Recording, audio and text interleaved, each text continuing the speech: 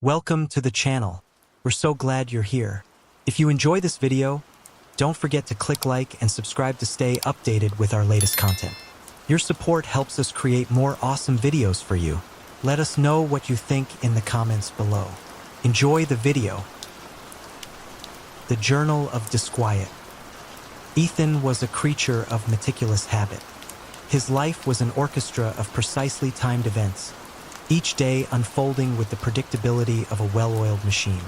He tracked everything: the calories in his meals, the minutes he spent meditating, the precise routes of his errands.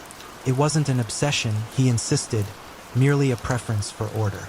His leather-bound journal was the cornerstone of this structured reality, a tangible record of his existence.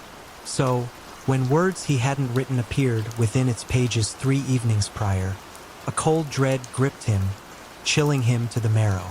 He'd arrived home at his usual 10:58 p.m., after a day of mind-numbing spreadsheet analysis and a client meeting that had gone on longer than predicted.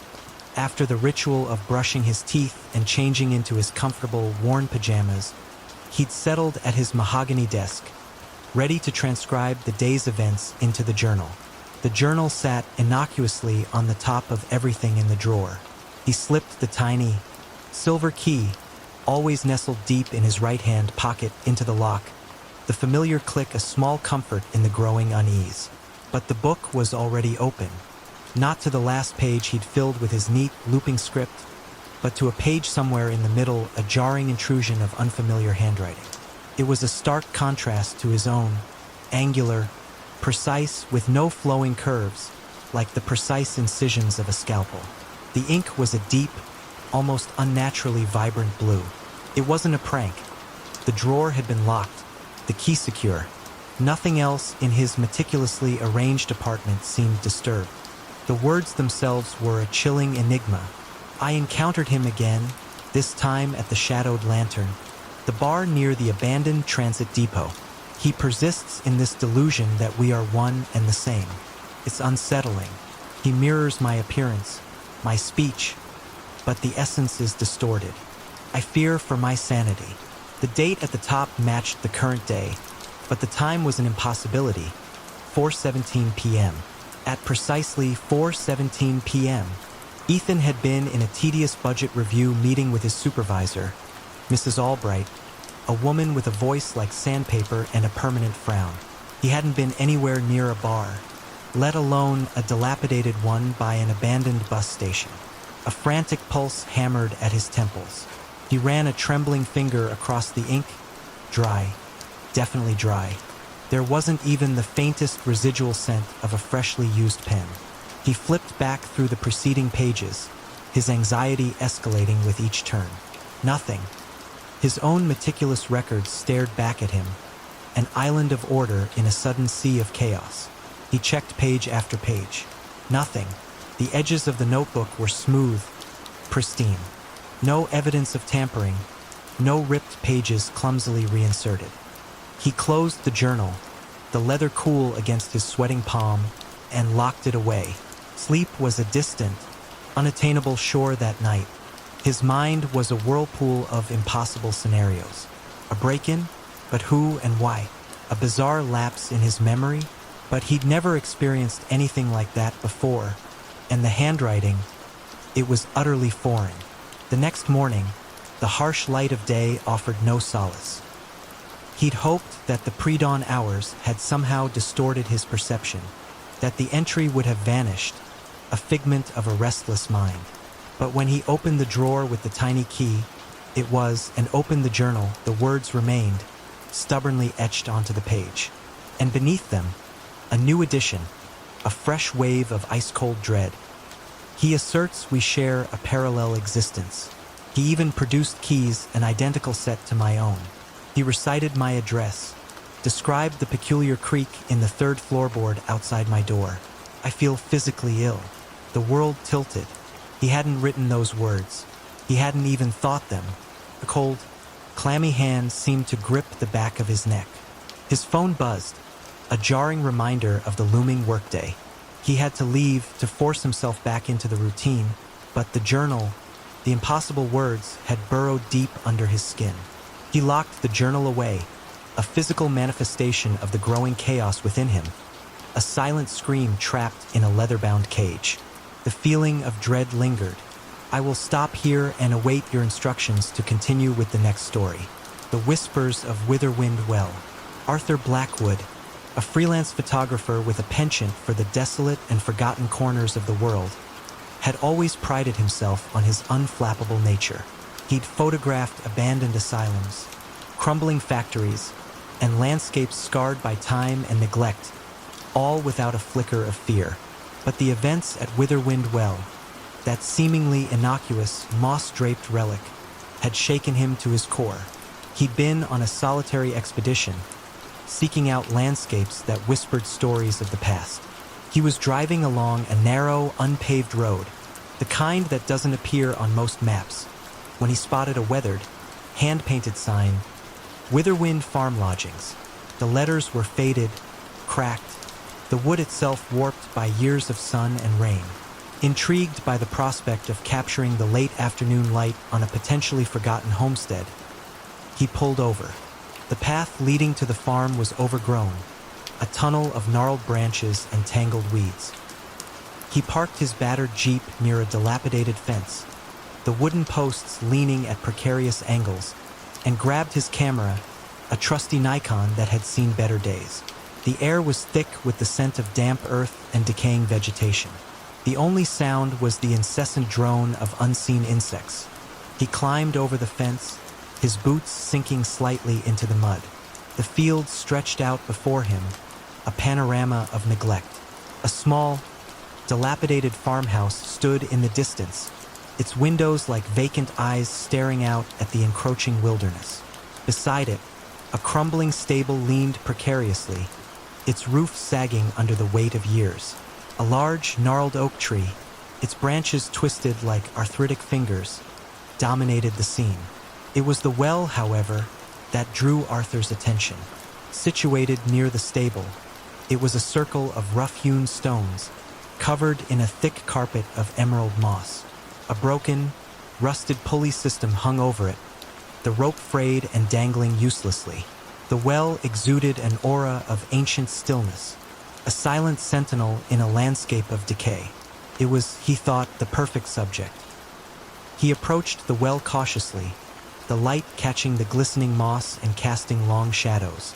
He raised his camera, adjusted the focus, and snapped several shots from various angles, capturing the texture of the stone, the play of light and shadow. He leaned closer, wanting a detailed shot of the moss. The stones were slick with moisture, the moss surprisingly cold beneath his fingertips. He peered into the well's depths. It was a black abyss, seemingly bottomless. A faint, cold draft rose from its depths, carrying the scent of stagnant water and something else, something indefinably ancient and unsettling.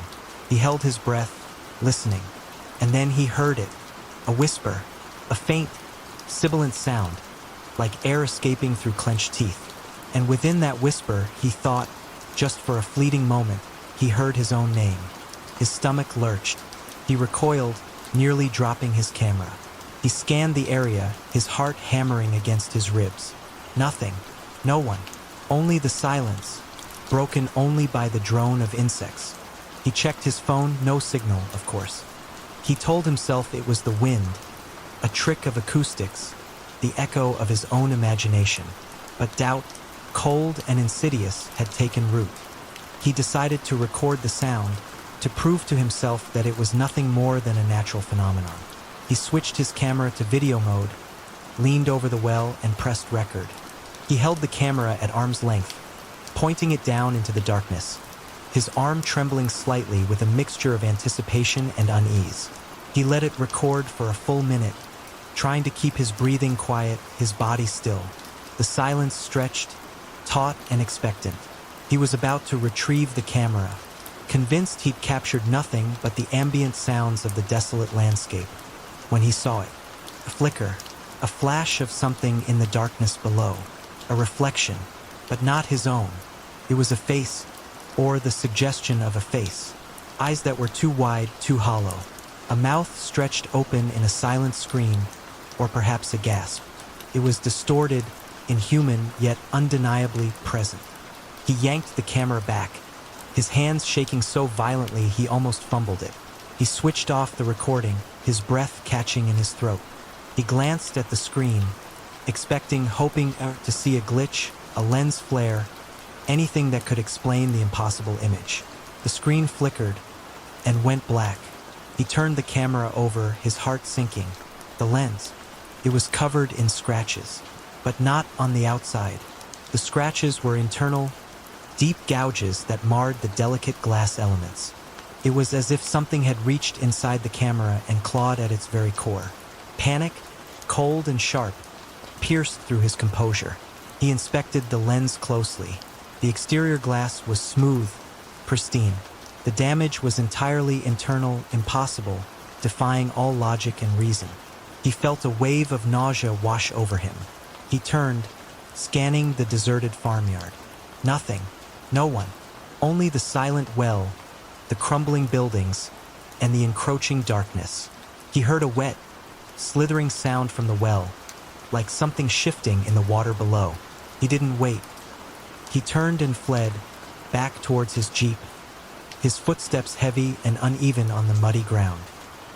He kept glancing over his shoulder, half expecting to see something pursuing him, some monstrous shape emerging from the well's depths. The farmhouse, with its offer of lodgings, seemed like a distant, impossible haven.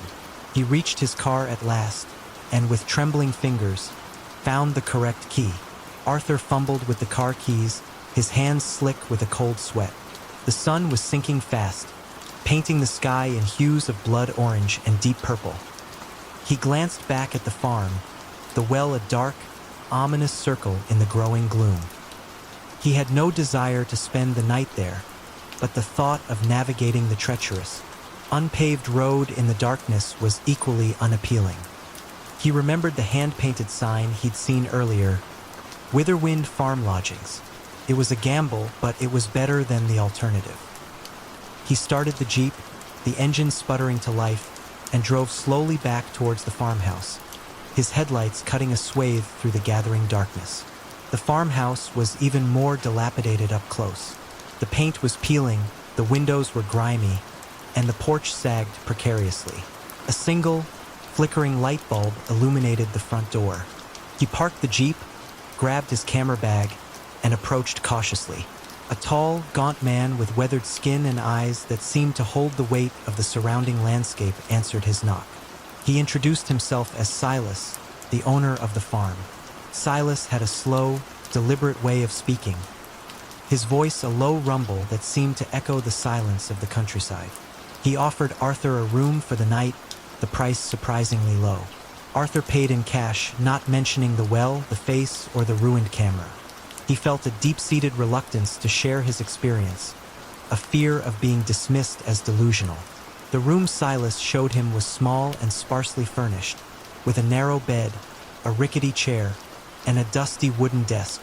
The air smelled of mildew and old wood, but it was shelter and it was away from the well. He locked the door, a flimsy lock that offered little real security, and sat on the bed, his body aching with exhaustion and a lingering unease. He tried to examine the camera again. It was completely dead. The battery was still showing a partial charge, but the device wouldn't power on. Not even the charging light would illuminate. He unscrewed the lens, his fingers fumbling with the delicate mechanism. The rear element was just as badly scratched as the front. The marks were intricate, almost deliberate, forming a chaotic spiral pattern that seemed to draw his eye inward. He touched them with a microfiber cloth, but they were, of course, on the inside, unreachable. He set the camera aside, defeated. He needed to clear his head. He opened the window, hoping for some fresh air. The night was dark, moonless. The only light came from the single bulb near the farmhouse door and a faint, distant glow that might have been another farm or a passing car. The air was cold, carrying the scent of rain. He showered in the small ensuite bathroom. The water pressure was weak, the temperature fluctuating erratically between scalding and freezing. He tried to wash away the grime and the lingering fear, but the image of the distorted face in the well, the impossible scratches on the lens, remained seared into his mind. After his shower, wrapped in a thin, threadbare towel provided by Silas, he sat at the desk, trying to organize his thoughts. He heard a faint sound outside, a soft, rhythmic dripping. He paused, listening. It wasn't rain. It was heavier, more viscous. And then he heard another sound, a slithering, scraping noise, like something wet and heavy being dragged across a rough surface. His blood ran cold. He crept to the window, his heart pounding. He kept the room lights off, hoping to see better in the darkness. He peered out, his eyes straining. First, he saw nothing. Then, he heard the sound again, closer this time, coming from the side of the farmhouse. It was a slimy, dragging sound, accompanied by the persistent dripping. He pressed his forehead against the cold glass, his breath fogging the pain. And then he saw it, a shape, a dark, amorphous mass clinging to the wall of the farmhouse, just below the roofline.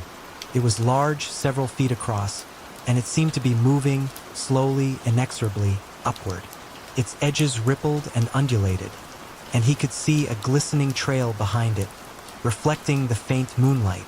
It looked like a giant slug, a grotesque, formless thing that defied all natural laws. He recoiled from the window, his stomach churning. He grabbed his phone, still no signal. He considered screaming for Silas, but the words caught in his throat.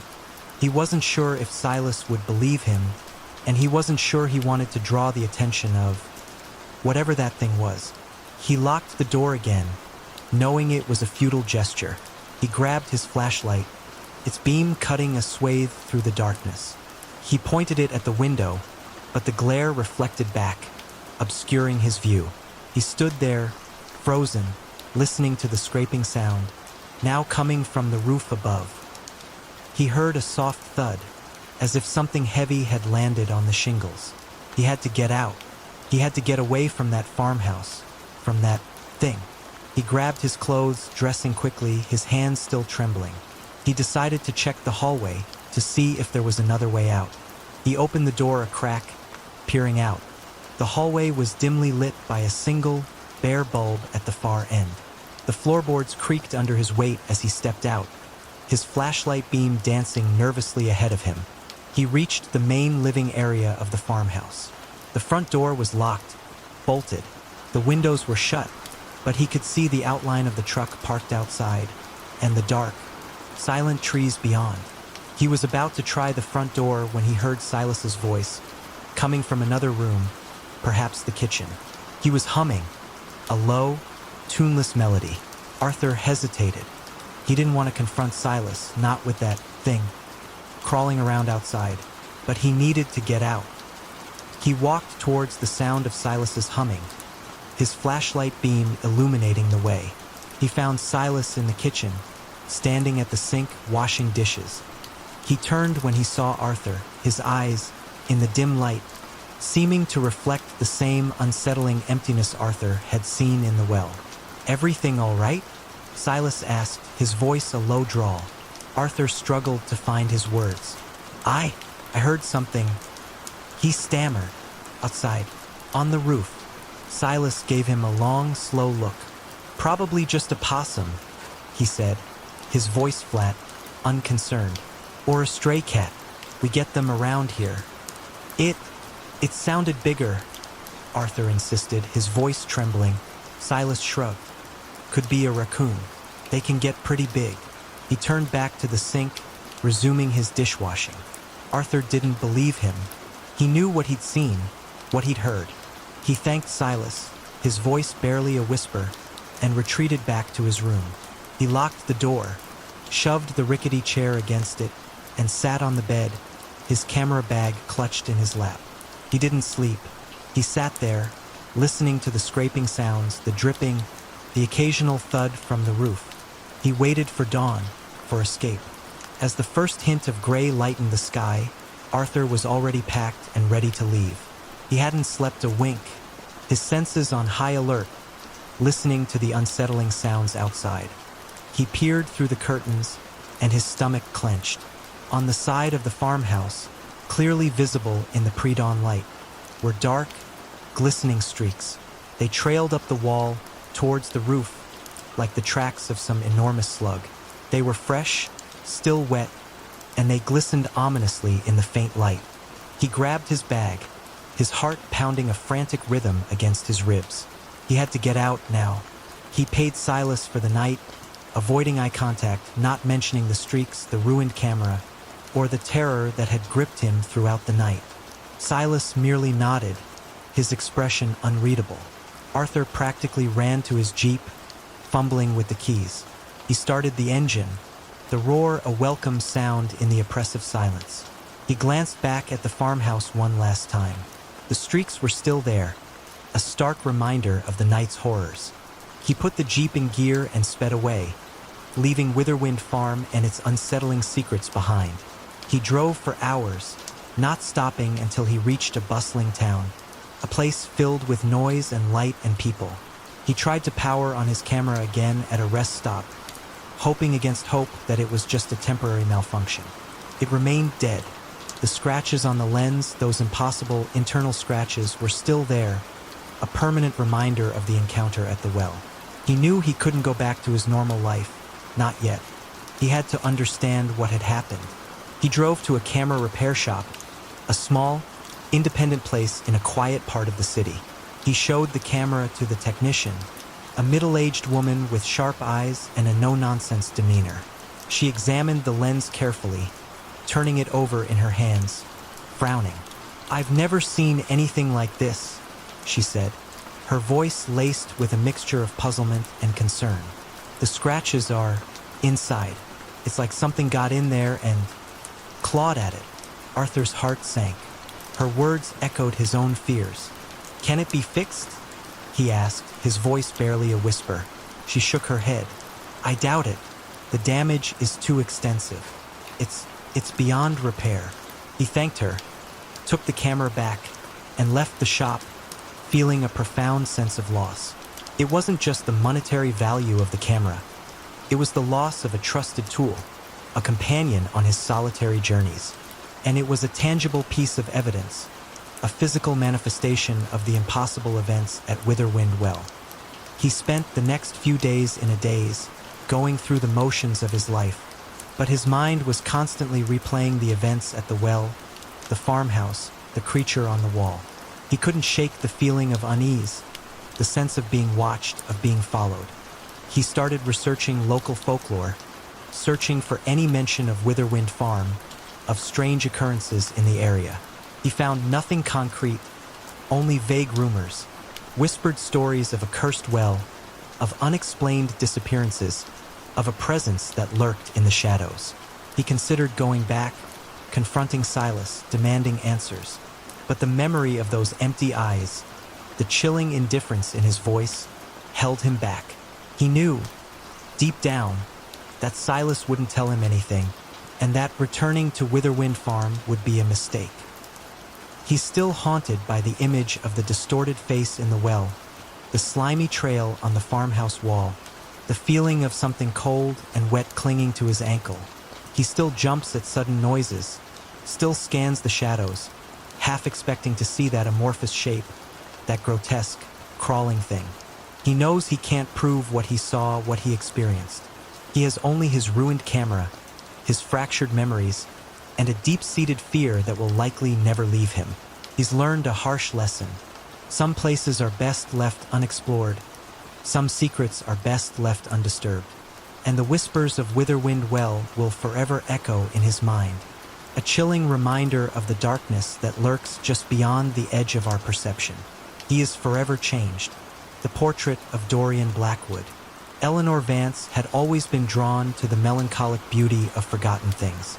As an art restorer, she spent her days breathing new life into faded canvases, mending chipped frames, and coaxing stories from the silent figures captured in portraits. So, when she received a call about a collection of paintings inherited by a distant relative, she was intrigued, though slightly wary. The relative, a Mr. Alistair Finch, had no interest in art and simply wanted the paintings assessed and, if possible, sold. The paintings arrived in a large, wooden crate smelling faintly of sawdust and old varnish. Most were unremarkable landscapes, scenes of rolling hills and cloudy skies, rendered in the muted palettes of a bygone era. But one portrait stood out. It depicted a man in formal attire, the style suggesting the late 18th or early 19th century. He was posed against a dark, indeterminate background, his hands clasped loosely in front of him. But his face was a blur. It wasn't simply faded or damaged. It was as if the paint had been deliberately smudged, wiped away, leaving only a vague impression of features. The eyes were empty sockets, the nose a formless bump, the mouth a pale, indistinct smear. The rest of the painting, however, was remarkably detailed. The intricate buttons on his coat, the delicate lace at his cuffs, the faint suggestion of a brocade pattern on the wall behind him. Eleanor felt a prickle of unease. There was something unsettling about the deliberate obliteration of the face, a deliberate act of silencing. She set the other paintings aside and focused on the portrait. She placed it on an easel in her studio, under the bright, even light of her work lamps. She examined the canvas closely. The paint was old, cracked in places, but the blurring of the face seemed intentional. There were no signs of accidental damage, no water stains, no evidence of clumsy restoration attempts. It was as if someone had meticulously erased the identity of the sitter, leaving only a haunting, anonymous shell. She decided to start with a basic cleaning. She gently wiped the surface of the painting with a soft cloth, removing years of accumulated dust and grime. As she worked, she noticed a slight irregularity in the texture of the paint around the blurred face. It felt raised, almost imperceptible, but definitely there. She continued cleaning, her curiosity growing. As the grime lifted, she began to see faint lines, whispers of features, emerging from the blurred area.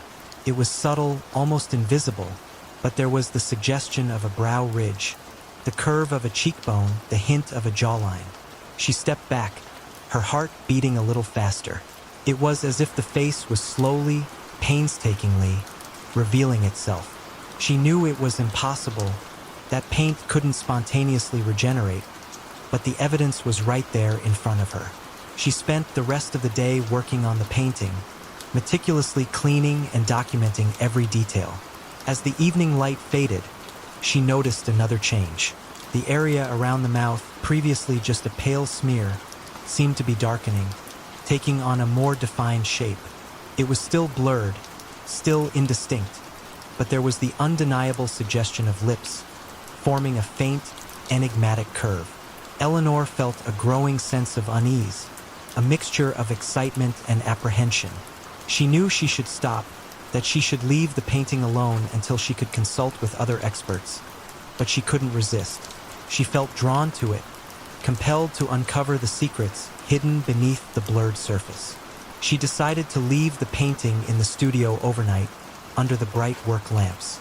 She locked the door, a strange sense of anticipation building within her. She told herself it was just professional curiosity, the thrill of uncovering a hidden masterpiece. But deep down, she knew it was something more. It was as if the painting was calling to her, beckoning her to unravel its mysteries. As she fell asleep, she began to hear a scratching at her door. Eleanor woke with a start. The scratching sound persisted, rhythmic and insistent. It wasn't coming from her studio door, but from her bedroom window. She sat up in bed, her heart pounding, and peered into the darkness. The window was closed, the curtains drawn. She got out of bed, her legs feeling shaky, and approached the window cautiously. She pulled back the curtains and saw nothing, just the empty street outside, bathed in the pale glow of a street lamp. The scratching had stopped. She stood there for a moment, listening, but the silence was unbroken. She told herself it was probably a branch or an animal, anything but the unsettling thought that had taken root in her mind. She couldn't go back to sleep. She made a cup of strong coffee and went into her studio, drawn by an irresistible force. The painting stood on the easel, bathed in the harsh glare of the work lamps. She approached it slowly, her breath catching in her throat. The face. It was no longer blurred. It was incomplete, still lacking in detail, but the basic features were undeniably there. Eyes, nose, mouth. They were faded, almost ghostly, but they were no longer a formless smear. It was as if the painting had somehow regenerated itself overnight. But it wasn't a normal face. There was something off about it. The eyes were narrow, almost slits, and they seemed to lack pupils, giving them a vacant, unsettling stare. The nose was sharp and aquiline, and the mouth was curved in a subtle, almost imperceptible smile. But it wasn't a pleasant smile. It was a sneer, a smirk, a look of cold amusement. Eleanor felt a chill run down her spine. The face was beginning to resemble someone she knew. It was a faint resemblance, still lacking in detail, but it was undeniably there. It was starting to look like her. Panic clawed at her throat. She stumbled back, knocking against a small table, sending a jar of brushes clattering to the floor. She didn't bother to pick them up. She stared at the painting, her mind reeling. She tried to rationalize it. It was a trick of the light, a product of her overactive imagination, the result of staring at the painting for too long. But deep down, she knew it was something more. The painting was changing, and it was changing in a way that defied all logic and reason. She decided to cover it. She grabbed a large, heavy cloth from a shelf and draped it over the painting, completely obscuring the unsettling image. She felt a momentary sense of relief, as if she had somehow contained the disturbing presence. She spent the rest of the day trying to distract herself, working on other projects, answering emails, anything to keep her mind off the portrait. But it was no use. The image of the emerging face, the unsettling smile, was burned into her memory. That evening, she found herself drawn back to the studio. She stood outside the door, listening. Silence. She took a deep breath and opened the door. The cloth was on the floor. The painting stood on the easel, uncovered, the face staring out at her with its unervingly incomplete features. The eyes were more defined now, the pupils taking shape, dark and piercing. The mouth was more pronounced, the sneer more evident, and the resemblance to her own face was undeniable. Eleanor felt a wave of nausea wash over her. She wanted to run, to get away from the painting, but her legs felt rooted to the spot. She stared at the portrait, her mind struggling to comprehend what was happening. She noticed something else. The paint around the face, the area that had been blurred, seemed to be thicker, more textured. It was as if new layers of paint had been applied, building up the features, adding detail and depth. She reached out, her hand trembling, and touched the surface of the canvas. The paint was dry, but it felt different. It felt warmer than the surrounding areas, almost as if it were radiating a faint heat. She quickly withdrew her hand, her heart pounding. She knew she had to get rid of the painting. She couldn't keep it in her studio, in her home. It was too unsettling, too disturbing. She decided to take it to a colleague, a fellow art restorer who specialized in older paintings. Maybe he could offer a rational explanation, or at least help her dispose of it safely. She carefully wrapped the painting in bubble wrap and packing paper, obscuring the disturbing image. She carried it out to her car, her arms aching from the weight. She placed it in the back seat, securing it with a seatbelt. As she drove, she kept glancing in the rearview mirror, half expecting to see the painting move, to see the face shift and change. But it remained still, wrapped in its protective layers. She arrived at her colleague's studio, a cluttered space filled with the tools and materials of the trade.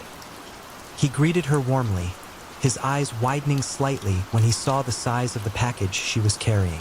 "What have you got there, Eleanor?" he asked, his voice curious.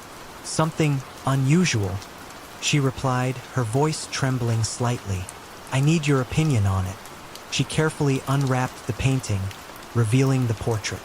Her colleague, a man named Mark, leaned in, his expression shifting from curiosity to concern. "Where did you get this?" he asked, his voice low. Eleanor explained the situation, the inheritance, the blurred face, the gradual emergence of the features, the unsettling resemblance to herself. Mark listened intently, his brow furrowed in concentration. When she finished, he remained silent for a moment, studying the painting. "This is extraordinary," he said finally. "I've never seen anything quite like it." He examined the canvas, the paint, the brushstrokes. He used a magnifying glass to inspect the details. He ran his fingers along the frame. "The paint is old," he said. "Definitely 19th century. But there's something strange about it. It's almost as if it's still wet." Eleanor felt a chill run down her spine. "Wet?" she repeated. "But it's dry to the touch." Mark nodded. "I know. That's what's so puzzling. It's like the paint is active somehow, like it's still changing." He looked at Eleanor, his expression grave. "I don't know what to tell you, Eleanor," he said. "This is beyond my expertise. I've never encountered anything like this before." Eleanor felt a wave of despair wash over her. She had hoped for a rational explanation, a solution, but Mark's words only confirmed her worst fears. The painting was not just old. It was something else, something unnatural, something dangerous. Mark suggested they consult with a specialist in pigment analysis, someone who might be able to shed light on the unusual properties of the paint. He made a few calls, but the specialist wouldn't be available for several days. Eleanor felt a growing sense of urgency. She didn't want to take the painting back to her apartment, but she didn't want to leave it with Mark either. The idea of the portrait, with its ever-changing, increasingly familiar face, sitting in his studio, unnerved her. Could I leave it here for the night?" Eleanor asked, her voice hesitant. I don't feel comfortable taking it back home." Mark hesitated. He glanced at the painting, his expression troubled. "I don't know, Eleanor," he said. "There's something unsettling about this thing. I don't like the idea of it being here, unsupervised." "Please, Mark," Eleanor pleaded. "I'll feel much better knowing it's here with you. You have a security system, right?" Mark sighed.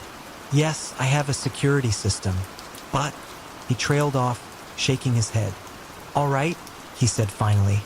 "You can leave it here, but I'm putting it in the storage room under lock and key, and I'm covering it with a sheet." Eleanor agreed, relieved. They carefully carried the painting to a small, windowless storage room at the back of the studio. Mark locked the door, and Eleanor felt a small measure of the tension ease from her shoulders. She drove home, the city lights blurring through her tired eyes. She tried to focus on the road, on the mundane details of everyday life, but the image of the painting, the evolving face, the unsettling smile, kept intruding. She spent a restless night, tossing and turning, haunted by fragmented dreams of blurred faces and cold, empty eyes. She woke up feeling exhausted, her body aching with tension. The next morning, she received a frantic call from Mark. "Eleanor," he said, his voice strained, "you need to come back to the studio now." Her heart leaped into her throat. "What is it? What's happened?" "It's the painting," he said. It's gone." Eleanor felt a wave of dizziness wash over her. "Gone?" she repeated, her voice barely a whisper. "But the storage room was locked." "I know," Mark said. "The door was still locked. There's no sign of forced entry. It's just gone." Eleanor raced back to the studio, her mind a whirlwind of fear and confusion. Mark met her at the door, his face pale and drawn. "I don't understand it," he said, shaking his head. "I checked the security footage. Nothing. No one entered or left the storage room. The painting just vanished." They searched the studio, every nook and cranny, but there was no sign of the portrait. It was as if it had simply evaporated into thin air. Eleanor felt a chilling sense of dread. The painting wasn't just gone. It was free. It was out there somewhere, and she had no idea what it was capable of. She went back to her apartment, her steps heavy and reluctant. She unlocked the door, her hand trembling. She stepped inside, her eyes scanning the living room, the hallway, the kitchen. Everything seemed normal. The furniture was in place, the curtains were drawn, the air was still. but she felt a presence, a cold, unsettling feeling that made the hairs on her arms stand up. She walked slowly down the hallway towards her bedroom. She paused outside the door, listening. Silence. She took a deep breath and opened the door. And there it was, the painting, standing on the floor, leaning against her bedroom wall, facing the bed. The face was complete now. It was her face. Her eyes, her nose, her mouth. But the expression was not her own. It was a look of cold triumph, of malicious glee. The eyes were dark and piercing, the mouth curved in a cruel, mocking smile. It was her face, but twisted, distorted, into something monstrous. Eleanor screamed, a short, sharp, strangled sound that died in her throat. She stumbled back, her legs giving way beneath her. She fell to the floor, her body trembling uncontrollably. The painting seemed to shimmer slightly. The eyes in the portrait seemed to focus on her, to follow her movements. The smile seemed to widen, just a fraction. Eleanor scrambled to her feet, her mind racing. She had to get out. She had to escape. She turned and fled, running blindly out of the apartment, out of the building, into the street. She didn't stop running until she reached a busy intersection, a place filled with people and noise and light. She stood there, gasping for breath, her body shaking, her mind reeling. She didn't know where to go, what to do. The painting was out there, and it was wearing her face. Eleanor spent the next few days in a state of near-constant panic. She couldn't go back to her apartment, couldn't face the painting, the monstrous reflection of herself. She stayed in cheap motels, moving from one to another, always looking over her shoulder, expecting to see that familiar, yet terrifying, face. She tried to contact Mark again, but his phone went straight to voicemail. She left several frantic messages, but he never called back. She started to wonder if something had happened to him, if the painting had done something. She couldn't eat, couldn't sleep. Her mind was consumed by the image of the portrait, the cruel smile, the piercing eyes. She felt like she was losing her grip on reality, like she was slipping into a nightmare from which she couldn't wake. She started seeing the face everywhere, in reflections in shop windows, in the faces of strangers on the street, in the patterns of shadows on the walls. It was always fleeting, just a glimpse, but it was enough to send her heart racing, her breath catching in her throat. She knew she couldn't keep running. She had to do something, had to find a way to stop the painting, to destroy it. But she didn't know how. She started researching old folklore, legends, anything that might offer a clue. She spent hours in libraries, poring over dusty books, searching for any mention of paintings that came to life, of portraits that stole the souls of their sitters. She found fragments of stories, whispers of ancient curses, of artists who had dabbled in forbidden arts, of paintings that had been imbued with a malevolent power. But nothing concrete, nothing that offered a solution. One evening, exhausted and desperate, she found herself back near her apartment building. She didn't intend to go inside. She just needed to be close, to see if anything had changed. She stood across the street, hidden in the shadows, staring up at her window. The lights were off. The curtains were drawn. The apartment looked empty, abandoned. She saw a movement in the window, a flicker of something. She squinted, her heart pounding. It was the painting. She could see the outline of the frame, the faint glimmer of the canvas. It was watching her. She felt a surge of anger, a desperate, reckless courage. She couldn't keep running. She had to confront it. She crossed the street, her legs feeling heavy, her breath coming in short, sharp gasps. She reached the building entrance, her hand trembling as she reached for the door handle. She hesitated. A wave of fear washed over her, cold and paralyzing. She almost turned away, almost ran, but she couldn't. She had to face it. She pushed the door open and stepped inside.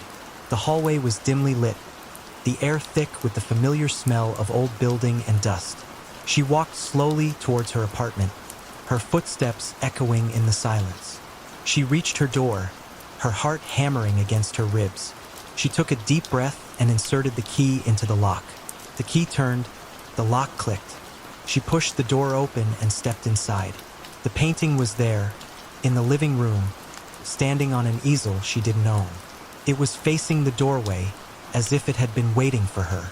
The face in the portrait was even more vivid now, more detailed. It was her face, perfectly rendered, but with that same cruel, mocking expression. The eyes seemed to bore into her, to strip away her defenses, to expose her deepest fears. Eleanor stood there, frozen, unable to move, unable to speak. She felt a cold, suffocating presence in the room, a sense of overwhelming dread. The painting seemed to pulse slightly. The colors seemed to deepen, to become more vibrant. The smile on the face seemed to widen, revealing a hint of sharp, pointed teeth. Eleanor finally found her voice. What do you want?" she whispered, her voice trembling. The painting didn't answer, of course, but the eyes seemed to flicker to acknowledge her question. "I want everything," the voice whispered. "I want your life. I want your soul. I want you." Eleanor felt a surge of terror, unlike anything she had ever experienced. She wanted to scream, to run, but she couldn't. She was trapped, paralyzed by fear. The painting began to shimmer, to vibrate. The colors swirled, the lines blurred. The face in the portrait seemed to melt, to flow, to transform. And then it stepped out of the frame. It was Eleanor, but not Eleanor. It was a perfect replica, a living, breathing copy, but with those same cruel eyes, that same mocking smile. The real Eleanor stared at her doppelganger, her mind unable to comprehend what was happening. She felt a cold hand grip her arm, a hand that was identical to her own, but impossibly strong. "It's time," the doppelganger whispered, its voice a chilling echo of Eleanor's own. "It's time to become one." Eleanor struggled, but the grip was too tight. She felt a cold, sharp pain in her chest, as if something was being ripped from her. She gasped, her vision blurring. The last thing she saw was her own face, smiling down at her, triumphant and terrifying. And then, everything went black. The doppelganger stood over the unmoving body and smoothed out her clothes. Taking a steadying breath, she went to make herself a cup of tea. The glitch in time, premonition or a second chance. This story, this anomaly, is one I've wrestled with for years. It's the kind of event that defies logic, that challenges the very foundations of our understanding of reality. I've never shared it publicly, fearing ridicule, dismissal, the inevitable accusations of fabrication or delusion. But the weight of it, the sheer, unexplainable strangeness of it, has become too heavy to bear in silence. So here it is, presented with as much honesty and accuracy as my memory, flawed as it may be, allows. The year was 2016. I was 26 years old, navigating the turbulent waters of early adulthood, grappling with the anxieties and uncertainties that come with forging one's path in the world. My life at that point felt ordinary, routine, predictable. I worked a mundane job, had a small circle of friends, and spent my evenings much like any other young adult, scrolling through social media, watching television, and occasionally venturing out for a night of socializing. One particular evening, I found myself at a local Irish pub, a dimly lit establishment known for its lively atmosphere, its extensive selection of beers, and its occasional live music performances. I was there with my best friend, Thomas, a man whose loyalty and humor had been a constant source of support throughout my life. Thomas was accompanied by his girlfriend, Sarah, a woman I had also befriended over the years, a vibrant, energetic presence who often found herself at odds with Thomas's more laid-back personality. We had initially planned to see a live band, a group we had enjoyed on previous occasions. But as fate would have it, the band never materialized. Their absence, however, did little to dampen our spirits. We settled into our usual routine: beer, conversation, and the occasional shared laughter that comes from years of accumulated inside jokes and shared experiences. Thomas and I, having arrived earlier, had already consumed a considerable amount of alcohol by the time Sarah joined us. I remember, with a twinge of guilt, Sarah's initial annoyance at Thomas's visibly inebriated state. She chided me, half-jokingly, for enabling his excessive consumption. But her irritation was short-lived. I ordered a round of tequila shots, a peace offering of sorts, and the tension dissipated, replaced by the familiar camaraderie that defined our trio. We talked, we laughed, we reminisced. We spoke of past adventures, of future plans, of the mundane details of our daily lives. It was the kind of comfortable, effortless conversation that flows easily between close friends, a balm for the anxieties and uncertainties that often plagued my thoughts. I remember feeling a sense of contentment, a fleeting moment of escape from the pressures and responsibilities of adulthood. But the evening, as evenings often do, took an unexpected turn. Thomas and Sarah, their relationship characterized by a volatile mix of passion and conflict, began to argue. The specifics of their disagreement are lost to the fog of memory, likely some trivial matter amplified by alcohol and the underlying tensions that simmered beneath the surface of their relationship. These arguments were a common occurrence, a recurring theme in their dynamic, and I usually tried to stay out of them, offering a neutral presence, a silent observer to their emotional roller coaster. This time, however, the argument escalated. Thomas, his voice raised in frustration, declared, "Fine, we'll just go home right now then." The words struck me like a physical blow. I felt a sudden pang of disappointment, a selfish desire to prolong the evening, to cling to this fleeting moment of connection and camaraderie. I didn't want the night to end. Not yet. "Come on," I pleaded, my voice tinged with a desperate urgency. "Just stay for one more shot. On me." I signaled to the bartender, a weary-looking woman who had undoubtedly witnessed countless similar scenes unfold in this very establishment. She nodded, her expression unreadable, and began preparing the drinks. Thomas and Sarah, their argument seemingly forgotten, asked for their bills. I got up to use the restroom, my bladder protesting the copious amounts of beer I had consumed. As I stood at the urinal, a wave of dizziness washed over me. The alcohol, I realized, was starting to take its toll.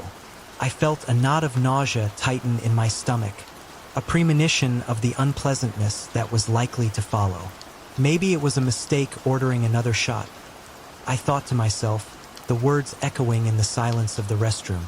As I exited the bathroom, I saw Thomas and Sarah standing by our table, their shot glasses already in hand, their faces illuminated by the dim, flickering lights of the pub. They were looking at me, their expressions a mixture of impatience and amusement.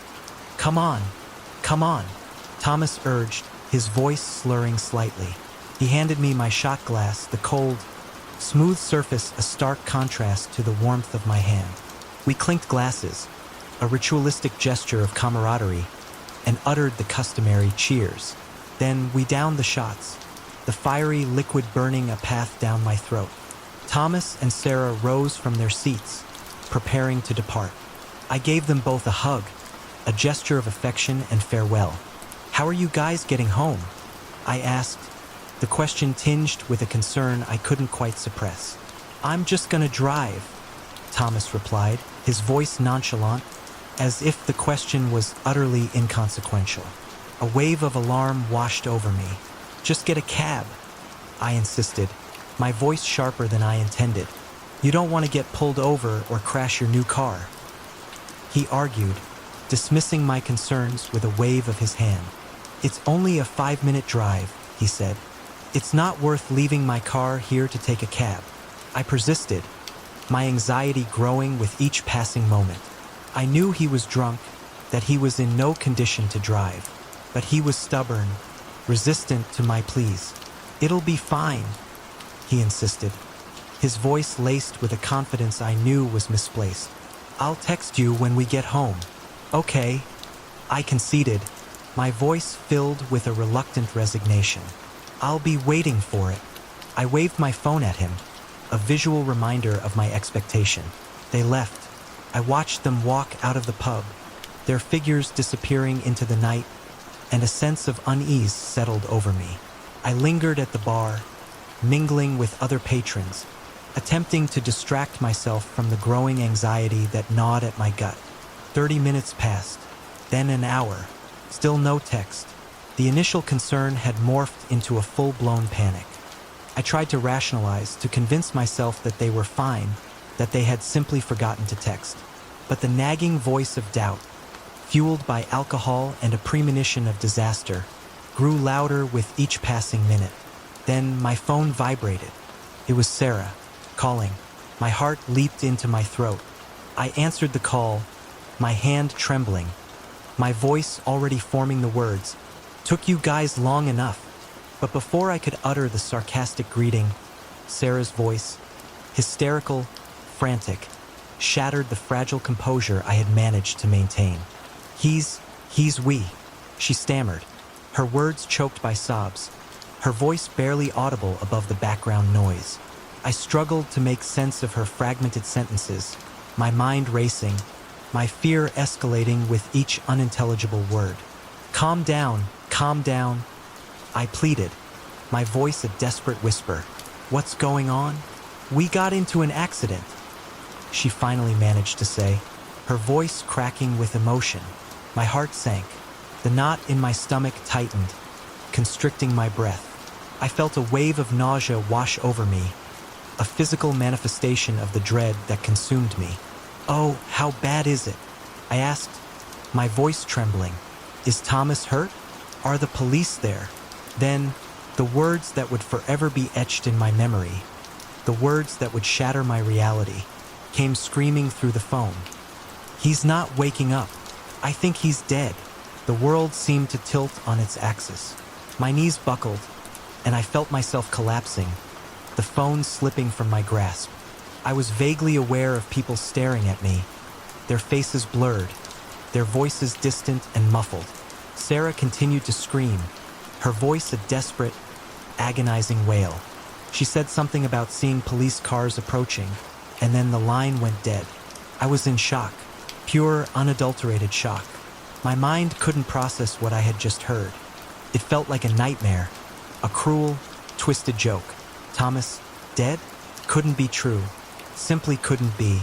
I tried to call Sarah back, again and again, my fingers fumbling with the phone, my hands shaking uncontrollably. But there was no answer. Each unanswered call fueled the growing sense of despair, the crushing weight of reality. I felt a wave of nausea so intense I thought I would vomit. I stumbled towards the bathroom, my legs unsteady, my vision blurred. I reached the sink just in time, retching violently, my body convulsing with the force of my grief and fear. I looked at myself in the mirror, my face pale and drawn, my eyes red-rimmed and swollen. The reflection staring back at me was a stranger, a haunted, broken version of myself. And then the anger came. A wave of pure, unadulterated rage washed over me, consuming me entirely. It was an anger directed at myself, at Thomas, at the universe, at the sheer unfairness of it all. I started punching the walls of the bathroom, my fists connecting with the hard, unforgiving surface, the pain a welcome distraction from the emotional turmoil that raged within me. I screamed, a primal, guttural sound that echoed through the small, enclosed space. I sank to the floor, my body racked with sobs, my mind reeling from the events of the past few minutes. I felt utterly lost, adrift in a sea of grief and despair. "It's all my fault," I thought, the words repeating in my mind like a broken record. If only I had taken his keys. If only I hadn't asked him to hang out. If only. The guilt was overwhelming, a crushing weight that threatened to suffocate me. I felt responsible, complicit in this tragedy. I sat there, on the cold, hard floor of the bathroom, for what felt like an eternity, lost in my grief, my guilt, my despair. Then, slowly, painstakingly, I pulled myself together. I wiped the tears from my eyes, took a deep breath, and tried to regain some semblance of composure. I couldn't stay here. I couldn't face the pitying glances, the well-meaning but ultimately empty condolences of strangers. I needed to leave, to escape this place, this scene of my devastating loss. I left the bathroom, my legs still unsteady, my mind still reeling. I walked back towards our table, my eyes scanning the familiar surroundings, searching for something. I didn't know what, and then I saw them, Thomas and Sarah, standing by our table, holding their shot glasses, saying, come on, hurry up." I froze.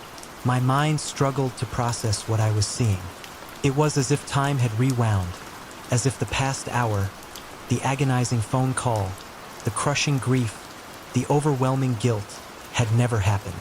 It was a glitch, a break in reality, a moment of utter, unexplainable surrealism. I didn't know what to do, what to say. I felt like I was trapped in a dream, a bizarre, twisted version of reality. Thomas looked at me, his expression a mixture of concern and amusement. "You don't look too good," he said, his voice slurring slightly. I grabbed him, my hands gripping his arms with a desperate urgency. I started babbling, my words jumbled, incoherent, a frantic attempt to explain what I had just experienced. He laughed, dismissing my frantic rambling as the product of too much alcohol. "Maybe you don't need another one of these," he said, gesturing towards the shot glasses. I let out the biggest sigh of relief, a sound that was both a release of tension and an expression of utter bewilderment. Tears welled up in my eyes again, but this time, they were tears of relief, of gratitude, of sheer, unadulterated disbelief. I was so confused, so disoriented, yet so incredibly relieved. It was the same feeling you get when you awaken from a terrible nightmare. The moment of clarity when you realize that the horrors you just experienced were not real, that you are safe, that you are alive. I sat there, speechless, for a moment, trying to make sense of what had just happened. Thomas and Sarah took their shots, and then Thomas grabbed his car keys. The sense of déjà vu was overwhelming.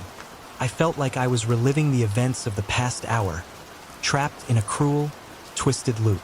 "Thomas, wait," I exclaimed, my voice rising in panic. "How are you getting home?" He replied with the same nonchalance as before. "I'm just going to drive. We live only 5 minutes away." I felt the blood drain from my face. The terror, the dread, the overwhelming sense of impending doom returned, washing over me like a tidal wave. "No!" I yelled, my voice filled with a desperate urgency. "Give me your keys. I'm paying for your cab home." He looked at me, puzzled, confused by my sudden outburst. "What's your deal?" he asked. "It's all good. No, trust me," I insisted, my voice trembling. "It's not a good idea." I pulled cash out of my wallet, thrusting it towards him. "Here, take it. I'll drive you back to the pub in the morning to get your car." He hesitated for a moment. Then, with a shrug, he relented. "All right, thanks, man," he said. "That is probably for the best." I remember watching them leave, feeling a mixture of relief and profound confusion. I yelled across the bar, a desperate plea, "Message me when you get home." I waved my phone in the air, a visual reminder of my request. Sarah waved goodbye, and Thomas just smiled, their figures disappearing into the night. I sat at my table, my head in my hands, for what felt like an eternity. The pub, once a place of lively camaraderie, now felt cold and empty. The sounds of laughter and conversation faded into a distant hum, a meaningless backdrop to the turmoil that raged within me. Then my phone buzzed. It was Thomas. "Thanks for the cab," the message read. "I'm home, worried about how hungover I'm going to be in the morning." An intense wave of relief washed over me, lifting the weight that had been crushing me for what felt like an eternity. I finally called my own cab, eager to escape this place, this scene of my near miss with tragedy. For days, weeks, even months afterward, everything felt off. I couldn't shake the feeling that I had somehow stepped outside of reality, that I had experienced something that defied logic, that challenged the very foundations of my understanding of the world. I didn't know what to make of it. Was it a premonition, a glimpse into a parallel universe, a second chance? Or was it simply a bizarre, alcohol-fueled hallucination, a product of my own anxieties and fears? I considered seeking professional help, talking to a therapist, a psychiatrist, someone who might be able to offer some explanation, some semblance of understanding. But the fear of ridicule, of being dismissed as crazy, held me back. I decided to keep it to myself, to bury the experience deep within the recesses of my mind, to try to forget it ever happened. But the memory, the sheer, unexplainable strangeness of it, persisted. It lingered, like a ghost, haunting my waking thoughts and invading my dreams. It has been years since that night. The details have become blurred, the edges softened by time. But the core of the experience, the sense of unreality, the chilling premonition of disaster, the overwhelming relief of a second chance, it all remains, etched in my memory, a constant reminder of the fragility of reality, the mysteries that lie beyond our comprehension. And so, I am left with this story, this anomaly, this glitch in time. I don't know what it means, what it signifies, but I know it happened. And I know that, in some inexplicable way, it changed me.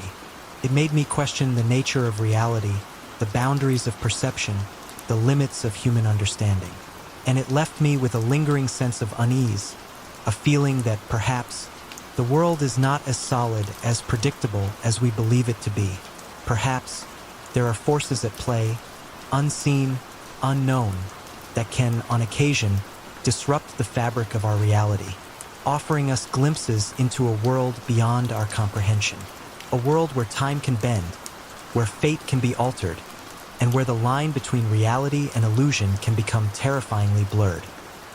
Lake House legacy of lies. Family reunions, those carefully orchestrated gatherings, are supposed to be about reconnecting with loved ones, reminiscing about shared memories and creating new, joyful moments. No one ever warns you that they can also be about unearthing long-buried, deeply disturbing secrets and fighting for your very survival against those you thought you knew best. I learned this bitter lesson firsthand at our family's secluded lake house last summer, a gathering that shattered the illusion of familial harmony and exposed a darkness I never knew existed. It had been years, perhaps even a decade, since the entire extended family had been together in one place. Life, as it inevitably does, had scattered us across the country, pursuing different careers, different dreams, different lives.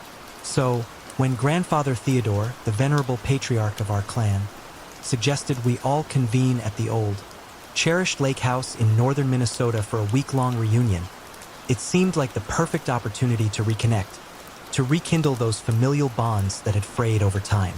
I arrived on a bright, sunny afternoon, the gravel driveway crunching pleasantly under the tires of my rental car as I pulled up to the sprawling, rustic wooden house. The lake, shimmering in the distance, its surface reflecting the clear blue sky, sparked a wave of nostalgic memories. The air was filled with the familiar, comforting scent of pine needles and damp earth. It was exactly as I remembered it from childhood summers spent swimming, fishing, and exploring the surrounding woods. Grandfather Theodore was the first to greet me, his weathered face, etched with the lines of time and experience, breaking into a wide, welcoming smile as he enveloped me in a bear hug, his embrace surprisingly strong for a man of his age. "Good to see you, Alex," he said, his voice gruff but warm, though I was well into my 30s and a seasoned investigative journalist. He still saw me as the inquisitive, adventurous child I once was. Over the next few hours, the rest of the family gradually trickled in: aunts, uncles, cousins, faces I hadn't seen in years, some I barely recognized. We all gathered in the large, open living room, with its panoramic views of the lake, catching up, reminiscing, sharing stories, the air filled with laughter and the excited chatter of reunited relatives. The atmosphere was, on the surface, jovial, festive, a picture-perfect image of familial harmony. But as the evening wore on, I couldn't shake a subtle, nagging feeling that something was amiss, that beneath the veneer of cheerful reunions, there were undercurrents of tension, of unspoken secrets. It was subtle at first, almost imperceptible. A quick, furtive glance exchanged between certain family members, a hushed conversation abruptly silenced as I approached. I noticed my Uncle Richard, in particular, seemed unusually on edge. He kept checking his phone, his brow furrowed with a persistent worry, his usual jovial demeanor replaced by a strained, forced cheerfulness. I tried to dismiss it, to attribute it to personal stress, perhaps work-related issues. But my journalist's instincts, honed over years of chasing stories, of uncovering hidden truths, were tingling, whispering that something wasn't quite right. As night descended, and most of the family retired to their respective rooms, I decided to seek some fresh air, a moment of solitude. The lake house boasted a beautiful, wraparound porch, perfect for stargazing and quiet contemplation. I was leaning against the railing, enjoying the cool night breeze and the mesmerizing expanse of the star-studded sky, when I heard voices hushed, urgent voices, coming from around the corner of the house. "I can't keep this up much longer, Father," Uncle Richard's voice, strained and laced with a desperate anger, said. "The creditors are breathing down my neck. I need that money. Now." "Patience, Richard," Grandfather Theodore's voice, usually so warm and reassuring, now held a hard, unyielding edge. "We'll sort this out, but not at the expense of the family's legacy." "Legacy?" Richard scoffed, his voice dripping with bitterness. "What good is a legacy if we're all bankrupt? If I lose everything?" I held my breath, my body frozen, not daring to move, to make a sound. What were they talking about? What money? What legacy? "The trust fund stays where it is," Grandfather Theodore said firmly, his voice unwavering. "It's for all of the grandchildren, Richard, not just to bail you out of your poor investments." There was a moment of tense, charged silence, broken only by the gentle lapping of the waves against the shore. Then, the sound of heavy footsteps stomping away, retreating into the depths of the house. I waited several minutes, my mind reeling, before quietly, cautiously making my way back to my room. The overheard conversation had opened a Pandora's box of questions, of suspicions. The next morning, I woke early, the remnants of a fitful sleep clinging to me. The overheard conversation from the previous night echoed in my mind, a persistent, unsettling refrain. As I made my way to the kitchen, drawn by the aroma of freshly brewed coffee, I passed by Grandfather Theodore's study. The door was ajar, and I could see him inside, hunched over his desk, poring over a stack of papers, his expression grim and deeply troubled. "Everything all right, Grandpa?" I asked, pushing the door open a little wider, my voice laced with a mixture of concern and carefully veiled curiosity. He looked up, startled, his eyes widening slightly before he quickly gathered the papers and shuffled them into a drawer. His movements hurried and almost furtive. "Of course, sweetheart," he replied, forcing a smile that didn't quite reach his eyes. "Just some boring old paperwork. Nothing for you to worry about." But I could see the worry, the deep-seated anxiety etched into the lines of his face, the way his hands trembled slightly as he closed the drawer. The facade of cheerful normalcy he was attempting to maintain was crumbling before my eyes. The day progressed with a series of carefully orchestrated family activities. Swimming in the lake, a boisterous barbecue lunch on the patio, board games and card games in the afternoon. But beneath the veneer of familial togetherness, I could sense the currents of tension, of unspoken secrets, swirling ever stronger. Uncle Richard remained sullen and withdrawn, barely participating in the festivities. Grandfather Theodore kept disappearing into his study for extended periods, emerging with an increasingly strained expression. And unable to sleep, my mind consumed by unanswered questions and growing suspicions, I decided to do some digging, to delve deeper into the secrets that seemed to be festering beneath the surface of our seemingly idyllic family reunion. I knew it was wrong, a violation of privacy, perhaps even a betrayal of trust. But my curiosity, my journalist's instinct to uncover the truth, and my genuine concern for my grandfather overrode any moral qualms I might have had. I crept down to the study, my footsteps muffled by the thick carpeting, using the flashlight on my phone to navigate the darkened hallway. The drawer Grandfather Theodore had so hastily closed earlier was locked.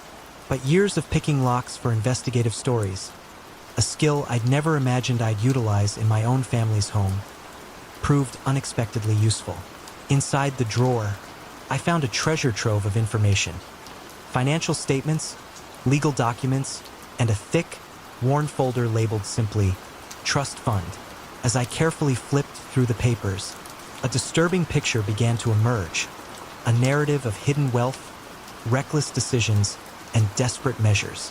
The family's wealth, which I had always assumed came from Grandfather Theodore's successful business ventures, was, in fact, old money, inherited wealth dating back generations.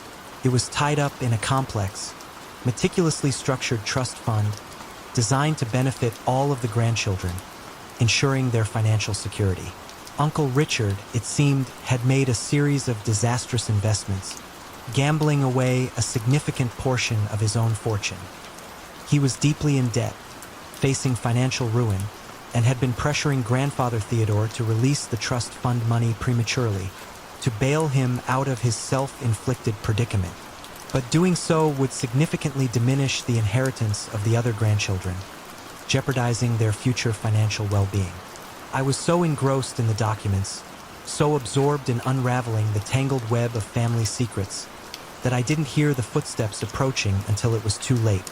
The study door creaked open, and I looked up, my heart leaping into my throat, to see Uncle Richard standing in the doorway, his face a mask of fury, his eyes blazing with anger.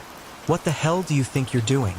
he hissed, his voice low and menacing, advancing into the room, his presence filling the confined space.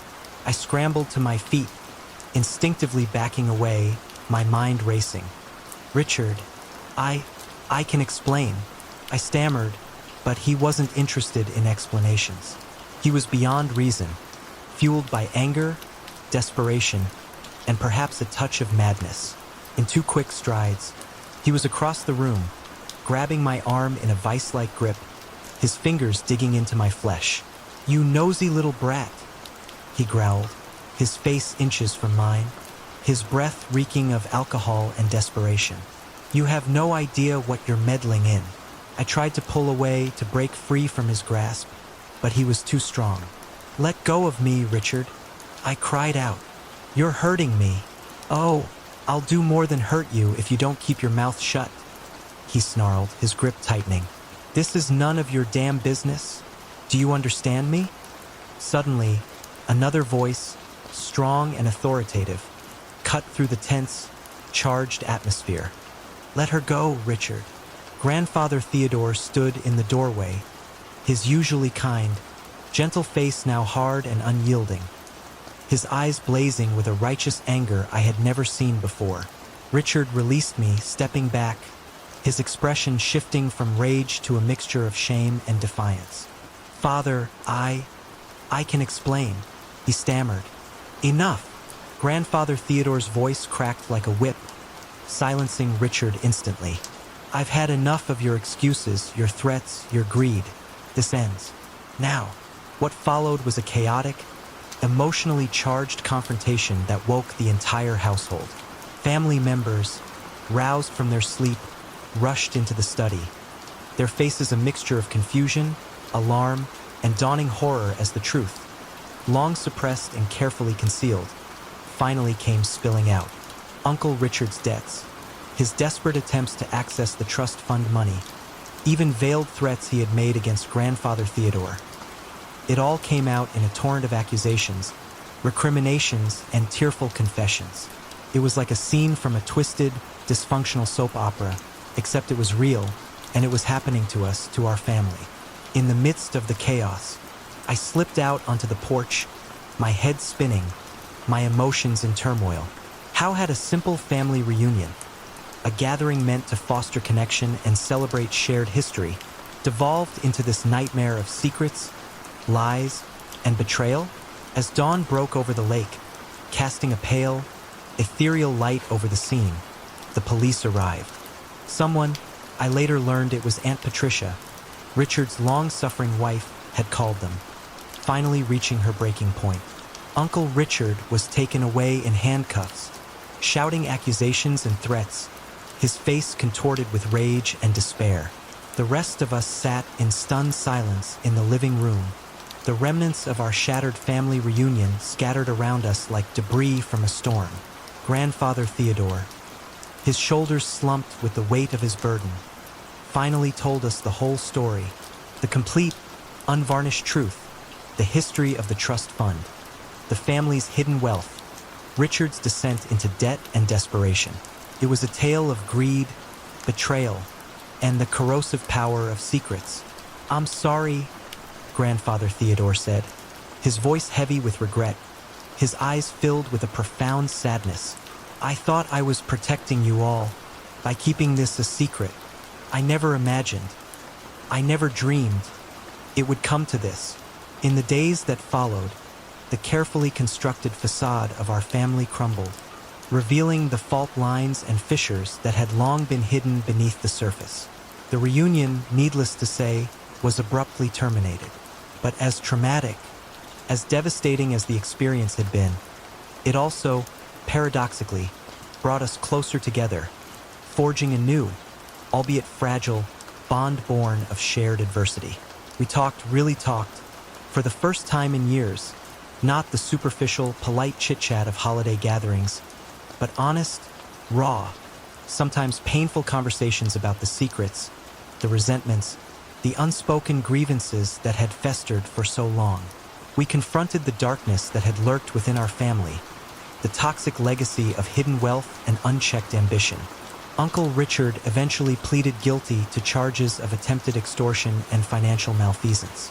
Aunt Patricia, finally free from his controlling influence, filed for divorce.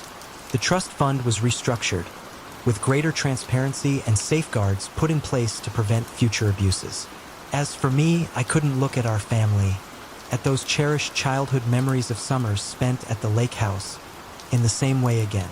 The rose-tinted glasses of nostalgia had been shattered, replaced by a more nuanced, more complex understanding of the people I loved, the flaws and vulnerabilities that lay beneath the surface.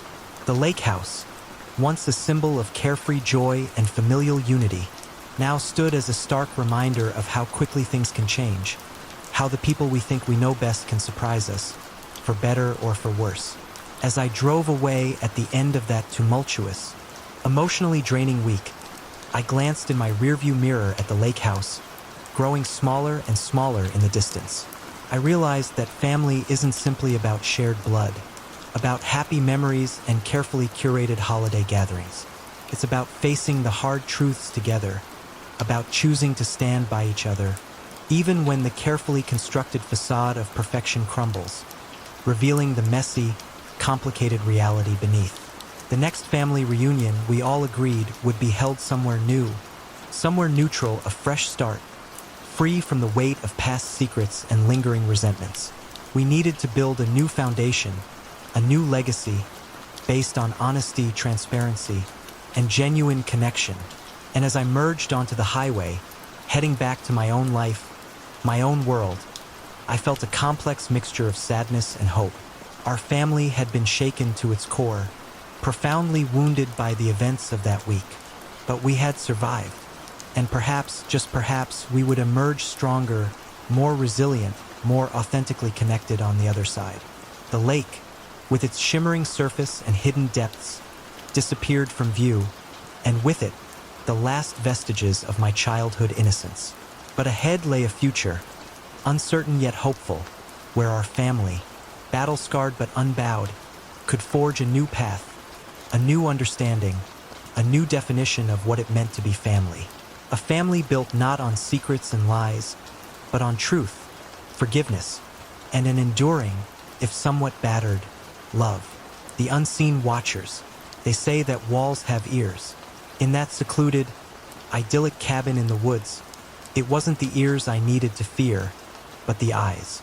Hidden cameras, strategically placed throughout the supposedly private retreat, transformed my peaceful getaway into a claustrophobic nightmare, a terrifying lesson in the pervasive erosion of privacy in the modern age. I learned, in the most visceral way possible, that sometimes the most dangerous predators are the ones you unwittingly invite into your life, the ones who watch you from the shadows, unseen and unknown. I'd been dreaming of this vacation for months, craving an escape from the relentless pressures of my demanding, high-stress job in the city. The idea of a week spent alone, in a cozy, rustic cabin, surrounded by nothing but towering trees and the soothing sounds of nature, seemed like the perfect antidote to my chronic anxiety and exhaustion. It was a promise of solitude, of tranquility, of a much-needed digital detox. When I stumbled upon the online listing for a secluded woodland retreat in the heart of the Adirondack Mountains, I didn't hesitate. I booked it immediately, my heart filled with anticipation. The photographs showed a charming, well-maintained log cabin, nestled deep within a pristine forest, seemingly miles from any other human habitation. It was exactly what I was looking for. The drive up was breathtaking, the road winding through increasingly dense forests, the air growing cooler and crisper with each passing mile. As I pulled up to the cabin, I felt the tension in my shoulders begin to ease, the accumulated stress of city life melting away. It was even more picturesque in person than it had appeared in the photos, a sturdy, inviting log structure with a wide, welcoming porch, smoke curling lazily from the chimney, a scene straight out of a rustic postcard. The owner, a friendly, avuncular older man named Silas, was waiting to greet me, his face creased with a warm, welcoming smile. "Welcome to your home away from home, Miss Evans," he said, handing me a set of keys. "Everything you need should be inside. If you require anything at all, don't hesitate to call. I'm just a phone call away. Enjoy your stay." I thanked him and watched as he drove away, leaving me alone in the profound, enveloping silence of the forest. It was a silence unlike anything I'd experienced in the city. Not the absence of sound, but rather a symphony of natural sounds, unmarred by the intrusive noises of human activity. No car horns, no sirens, no chattering crowds, just the gentle rustling of leaves in the breeze, the occasional chirp of a bird, the distant murmur of a hidden stream. I inhaled deeply, savoring the clean, pine-scented air, feeling more relaxed, more at peace than I had in months. The interior of the cabin was just as charming and inviting as the exterior rustic wooden furniture. A large stone fireplace and expansive windows offering breathtaking views of the surrounding forest. I unpacked quickly, eager to settle in and begin my week of blissful solitude and relaxation. That first evening was pure, unadulterated bliss. I cooked a simple meal, opened a bottle of wine, and curled up in a comfortable armchair by the crackling fire, losing myself in the pages of a good book. As I drifted off to sleep that night, nestled in the cozy warmth of the cabin, I felt a sense of profound contentment, of utter peace. The next morning, I awoke early, refreshed and energized, eager to explore the surrounding wilderness. I spent hours hiking through the forest, marveling at the untouched beauty of the Adirondacks, the towering trees, the sparkling streams, the vibrant wildflowers. It was a sensory feast, a balm for my soul. When I returned to the cabin, pleasantly tired and hungry, that's when I first noticed it, a subtle, almost imperceptible feeling that something was off. I couldn't quite put my finger on it, couldn't articulate exactly what was wrong, but the atmosphere of the cabin, the feeling of the space, seemed to have shifted subtly but distinctly. I shrugged it off, attributing it to my city-dweller paranoia, my ingrained habit of always being on guard. But as I moved around the cabin, preparing a late lunch, the feeling persisted, growing stronger, more insistent. It was as if the very air had become charged with an unseen presence, a silent, watchful energy. That's when I saw it. A tiny, almost invisible dark spot on the bookshelf, just above eye level. At first, I dismissed it as a knot in the wood, a natural imperfection in the grain. But as I looked closer, my blood ran cold. It was a camera lens, a miniature pinhole camera expertly concealed, almost impossible to detect unless you were specifically looking for it. My heart began to race, a frantic drumbeat against my ribs. I felt a wave of nausea, of violation, wash over me. I was being watched, with a growing sense of dread, of horrified realization. I began to search the cabin more thoroughly, more systematically. In the bedroom, I found another camera, cleverly hidden inside the smoke detector. The bathroom had one tucked discreetly into the ventilation grill. Even the kitchen wasn't safe. A tiny, malevolent lens peered out from inside the clock on the wall. Panic, raw and overwhelming, seized me. The reality of my situation, the full extent of my vulnerability, crashed down on me with the force of a physical blow. I was being spied upon, my every move, every moment of privacy, every intimate act, recorded, observed, perhaps even broadcast, by some unseen, unknown voyeur. My first instinct was to flee, to jump in my car and drive away as fast and as far as I could, to escape this terrifying, violated space. But as I looked out the window at the rapidly darkening sky, at the dense, impenetrable forest that surrounded the cabin, I realized I was trapped. I had no idea where I was truly. In my eagerness for a secluded getaway, I had paid little attention to the specific route we'd taken. My phone had no signal in this remote location, and I hadn't seen another house, another sign of human habitation, for miles. I was utterly, completely alone, at the mercy of whoever had planted those cameras. Taking a deep, shaky breath, I forced myself to think rationally, to formulate a plan, however desperate. Whoever had placed those hidden cameras clearly didn't want me to know about them. As long as I pretended everything was normal, as long as I maintained the illusion of blissful ignorance, I might be safe, at least temporarily. It bought me time to figure out my next move, to find a way to escape this terrifying situation. So, I went through the motions of my evening routine, acting as naturally as I could, despite the chilling awareness that I was being watched, scrutinized, my every move recorded. I cooked dinner, ate in front of the fireplace, even pretended to read a book, all the while my mind racing, desperately searching for a solution. Was it Silas, the seemingly harmless, friendly owner? Or was it someone else, someone even more sinister, someone who had access to the cabin without his knowledge? That night was the longest, most agonizing of my life. I lay in bed, fully clothed, staring at the ceiling, jumping at every creak and groan of the old cabin, every rustle of leaves outside the window. Sleep was impossible. Every shadow seemed to conceal a threat, every sound a potential intruder. I felt like a trapped animal, exposed and vulnerable, my privacy utterly violated. As the first pale light of dawn began to filter through the windows, I made my decision. I had to get out. I couldn't stay in that cabin, in that prison of unseen eyes, a moment longer. I packed my bags as quickly and quietly as possible, trying to maintain the illusion of normalcy, in case someone was watching the live feed, monitoring my every move. Just as I was about to open the front door to make my escape, I heard the unmistakable crunch of tires on gravel outside. My heart leaped into my throat. Someone was here. Through the peephole in the door, I saw Silas's truck pulling up to the cabin. He stepped out, carrying a bag of groceries, that same friendly, avuncular smile on his face.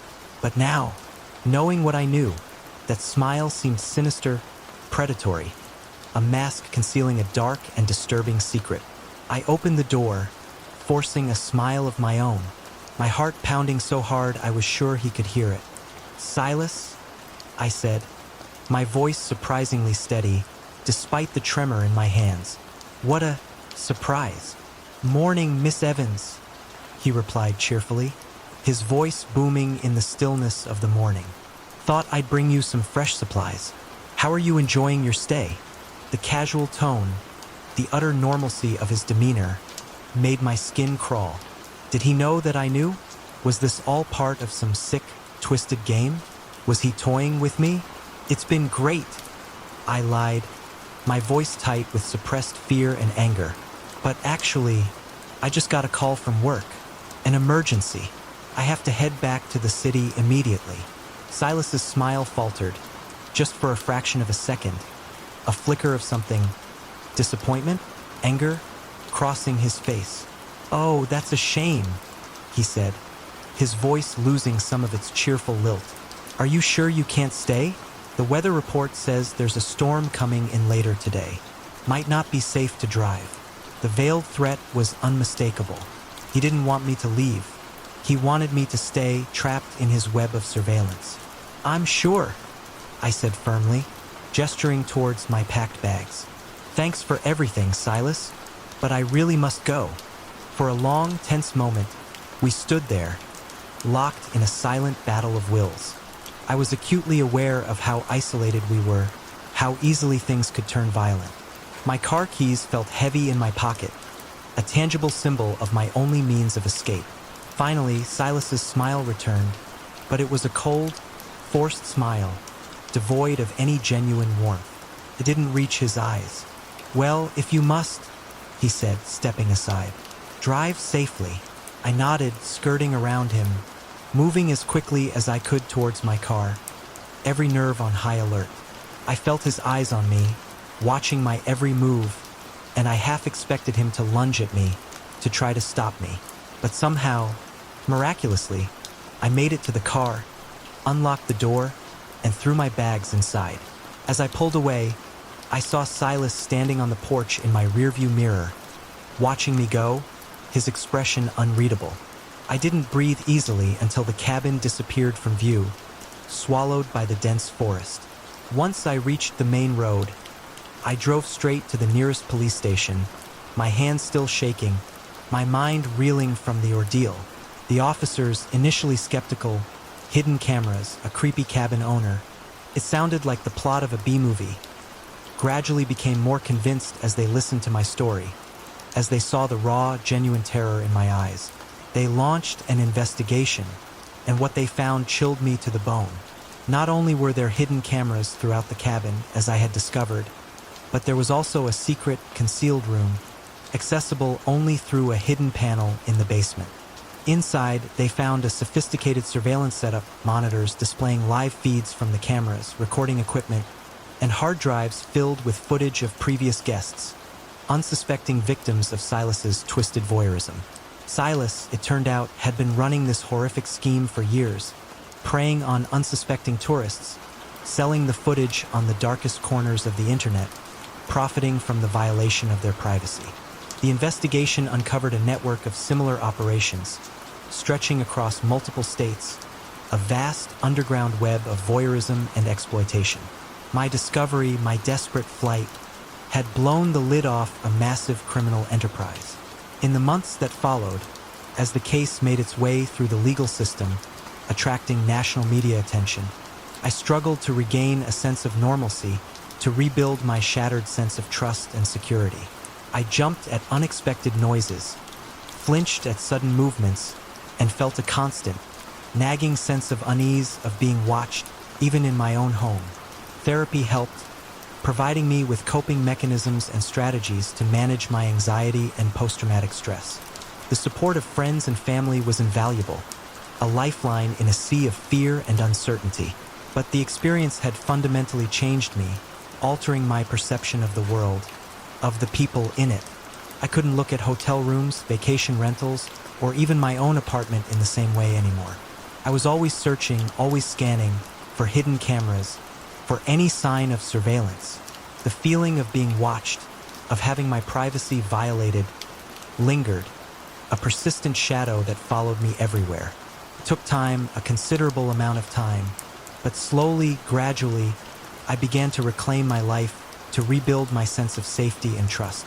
I learned to channel my fear, my anger, into something positive, something productive. I became an advocate for privacy rights, sharing my story with others, warning them about the potential dangers of hidden cameras and the importance of being vigilant, of trusting their instincts. I didn't swear off vacations or even secluded cabins entirely. The thought of letting fear dictate my life, of allowing Silas and his ilk to rob me of my joy, my love of nature, was almost as terrifying as the experience itself. But I approach these situations differently now, with a heightened awareness, a cautious skepticism that I had never possessed before. I researched locations thoroughly, reading reviews carefully, looking for any red flags. I always let someone know where I was going and when I expected to return, and I carried a small, handheld device, a bug detector, that could identify hidden cameras and recording equipment, a tangible symbol of my newfound vigilance, my determination to protect myself. The experience had left its mark, an indelible scar on my psyche, but it had also taught me resilience, the power of survival, and the importance of fighting back.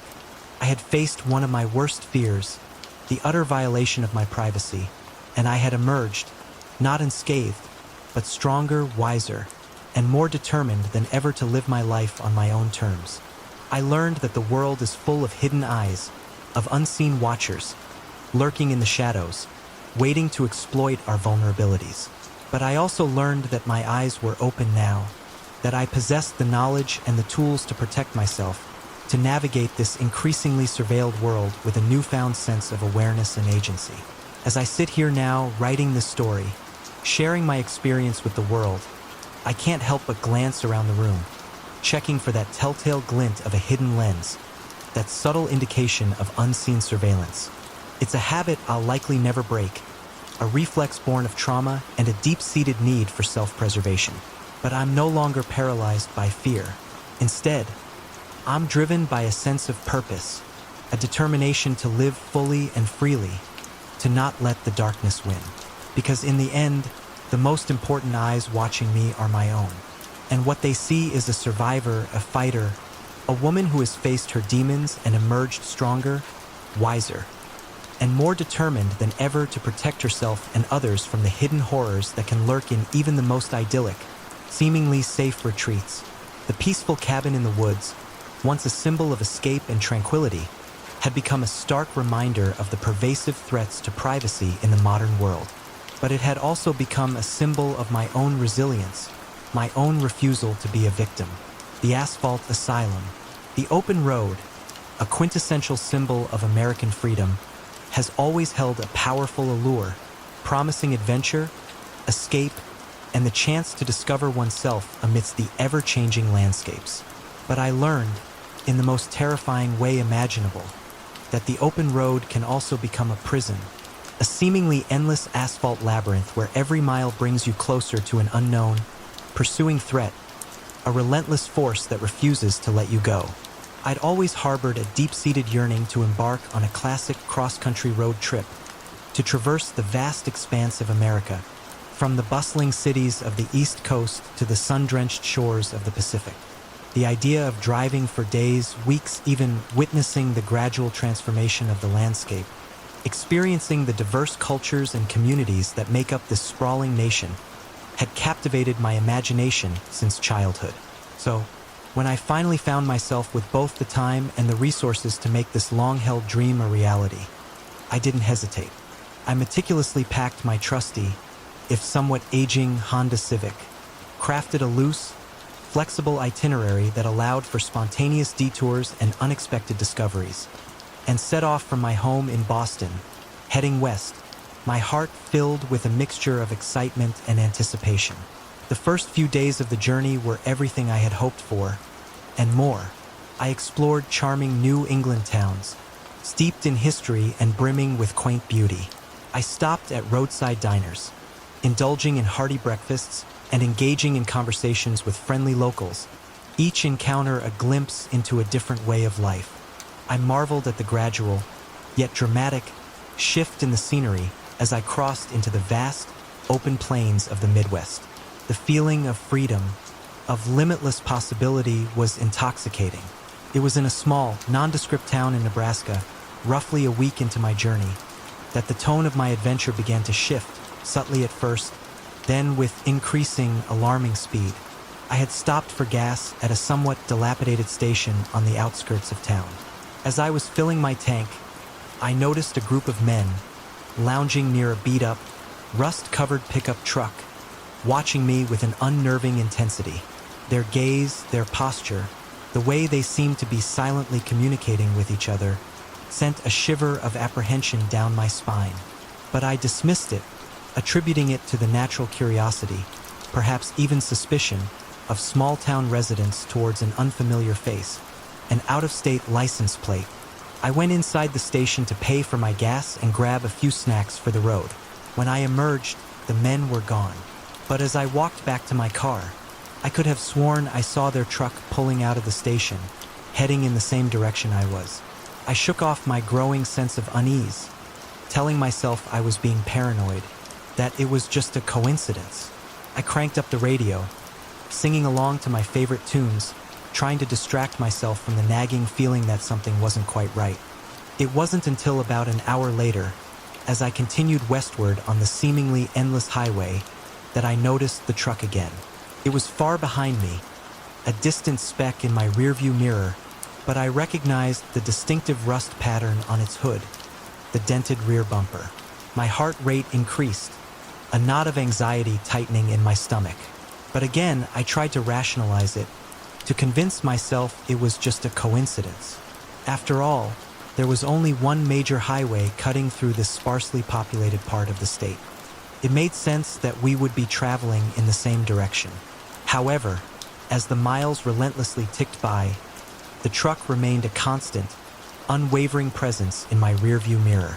Sometimes it would disappear for extended periods, seemingly vanishing into thin air, only to reappear later, always maintaining a safe distance, but never quite allowing me to escape its watchful presence. It was like a game of cat and mouse, and I was increasingly feeling like the prey. By the time the sun began to set, casting long, dramatic shadows across the vast, empty plains, I was in a state of full-blown panic. I considered pulling over in the next town, perhaps seeking assistance from the local police. But a nagging voice in my head, a growing sense of dread and distrust, warned me that stopping could be even more dangerous. What if these men were locals? What if they had connections within the community, within law enforcement? In my increasingly agitated, paranoid state, every small town seemed like a potential trap, a potential dead end. So, I kept driving, my knuckles white as I gripped the steering wheel, my eyes constantly flicking between the road ahead and the rearview mirror, my heart pounding in my chest like a frantic drum. The vast, open landscape, which had seemed so liberating, so exhilarating just hours before, now felt oppressive, menacing, a suffocating expanse with nowhere to hide, nowhere to escape the relentless scrutiny of my pursuers. As night descended, cloaking the world in darkness, I made a desperate, impulsive decision. At the next junction, instead of continuing westward on the main highway, as I had originally planned, I abruptly turned south onto a smaller, less traveled road. It was a gamble, a desperate attempt to throw off whoever was following me, to break free from their relentless pursuit. For a blissful, fleeting half hour, I saw no sign of the truck. The road ahead was empty, the darkness complete. I began to relax, to breathe a little easier, thinking perhaps, just perhaps, I had imagined the whole thing, that my anxiety and exhaustion had gotten the better of me. Then, at the crest of a low hill, I saw them, headlights in the distance, approaching rapidly, their beams cutting through the darkness like predatory eyes. My blood ran cold. Somehow, impossibly, they had found me again. I pressed down hard on the accelerator, pushing my aging Honda Civic to its absolute limits, the engine whining in protest. The speedometer needle climbed steadily, 80, 85, 90 miles per hour, but the headlights in my rearview mirror continued to gain ground, their relentless approach fueling my mounting terror. My car, designed for fuel efficiency and city commuting, wasn't built for this kind of high-speed chase, and every bump, every pothole, every imperfection in the road surface felt like it might send me careening off into the darkness, ending my desperate flight in a fiery crash. Suddenly, a new set of headlights appeared ahead of me, blindingly bright, illuminating the narrow road with an almost surreal intensity. Another truck, similar in appearance to the one pursuing me, was barreling towards me, head-on. I realized, with a surge of pure, unadulterated horror, that they were attempting to box me in, to force me to stop, to trap me between them. With mere seconds to react, with no time for considered thought or strategic planning, I did the only thing I could think of, a desperate maneuver born of pure instinct. I yanked the steering wheel hard to the right, sending my car careening off the paved road and onto a narrow, barely discernible dirt track I hadn't even noticed in the darkness. The car bounced violently, the suspension screaming in protest, and for a terrifying, heart-stopping moment, I thought I would lose control completely, that I would flip, that it would all be over. But somehow, miraculously, I managed to keep the vehicle upright, to maintain some semblance of control, as I plunged deeper and deeper into the unknown, uncharted terrain. I killed my headlights, relying solely on the faint, ethereal glow of the moon to guide me, a desperate gamble to evade my pursuers, to disappear into the darkness. Behind me, I could hear the roar of engines, the angry shouts of the men, as the trucks attempted to follow. But their larger, less maneuverable vehicles struggled on the rough, uneven ground, their progress hampered by the challenging terrain. Slowly, gradually, the sounds of pursuit began to fade, receding into the distance. I drove for what felt like an eternity, though in reality, it was probably only a matter of minutes. Every bump, every jolt, every rustle of vegetation against the sides of the car sent a fresh spike of fear through me. The constant threat of crashing, of being stranded, of being caught, looming large in my mind. But somehow, against all odds, I kept going, driven by a primal, unwavering will to survive. Finally, when I could no longer hear any sign of my pursuers, when the only sounds were the frantic beating of my own heart, the chirping of crickets, and the distant howl of a coyote, I allowed myself to slow down, to bring the car to a shuddering halt. I was completely, utterly lost, surrounded by what appeared to be vast, empty farmland, with no idea which direction would lead me back to civilization, back to safety. My hands were shaking so violently I could barely grip the steering wheel, and my body was drenched in a cold sweat. I pulled over to the side of the dirt track, in the shadow of what looked like an abandoned barn, a crumbling relic of a bygone era.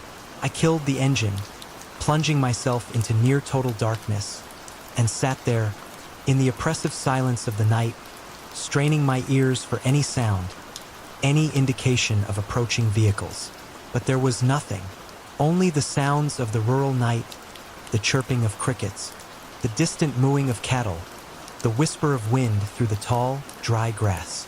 The silence was both a relief and a source of profound unease. As the adrenaline that had fueled my desperate, high-speed flight began to slowly dissipate, the full weight of my predicament, the sheer precariousness of my situation, crashed down on me with overwhelming force. I was alone, stranded in the middle of nowhere, miles from any known landmark or town, being hunted by unknown assailants for reasons I couldn't begin to fathom. My mind raced, a chaotic whirlwind of questions, fears, and desperate calculations. Who were these people? What did they want from me? How had they managed to follow me for so long, across such vast distances, without me even realizing I was being pursued? Had I unknowingly witnessed something I shouldn't have at that first seemingly innocuous gas station? Had I inadvertently offended them in some way? Or was this something far more sinister, something random and inexplicable, a case of being in the wrong place at the wrong time? I checked my phone, hoping against hope for a signal, a connection to the outside world, a lifeline to sanity and safety. But there was nothing, no bars, no service. I was utterly, completely alone, cut off from any assistance. My only companion, the gnawing fear that consumed me, as the first pale light of dawn began to creep across the horizon, painting the eastern sky in soft hues of gray, pink, and orange. I made a decision.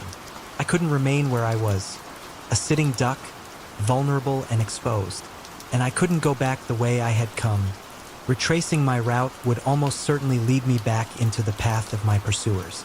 My only option, however slim, however fraught with uncertainty, was to push forward, to try to find my way back to civilization, to find help, to survive. I started the car, wincing at how loud the engine sounded in the pre-dawn quiet, the sound a potential beacon, advertising my presence to anyone who might be listening. I chose a direction almost at random, guided by a faint sense of hope and the position of the rising sun. praying that it would lead me to a main road, a town, a gas station, anything that offered a semblance of safety and the possibility of contacting the authorities. After about an hour of slow, cautious driving, navigating the network of narrow, unpaved country lanes, meticulously avoiding the main highways where I feared my pursuers might be lying in wait, I finally, blessedly, saw signs of human habitation. A small town, its buildings silhouetted against the brightening sky, appeared on the horizon, a glimmer of hope in the vast, seemingly endless emptiness. But as I approached, that glimmer of hope was quickly, cruelly extinguished, replaced by a renewed surge of fear, a cold wave of dread washing over me. There, parked prominently in front of the town's only gas station, a mirror image of the scene that had initiated this nightmare, was the rust-covered pickup truck, the vehicle that had haunted my rearview mirror, the symbol of my relentless pursuers. I didn't slow down. I didn't even consider stopping. I sped through the town as fast as I dared, my heart pounding in my chest, my eyes glued to the rearview mirror, praying that no one would recognize my car, that no one would give chase. In my mirror, I saw a figure emerge from the gas station, pointing in my direction, his shout lost in the distance.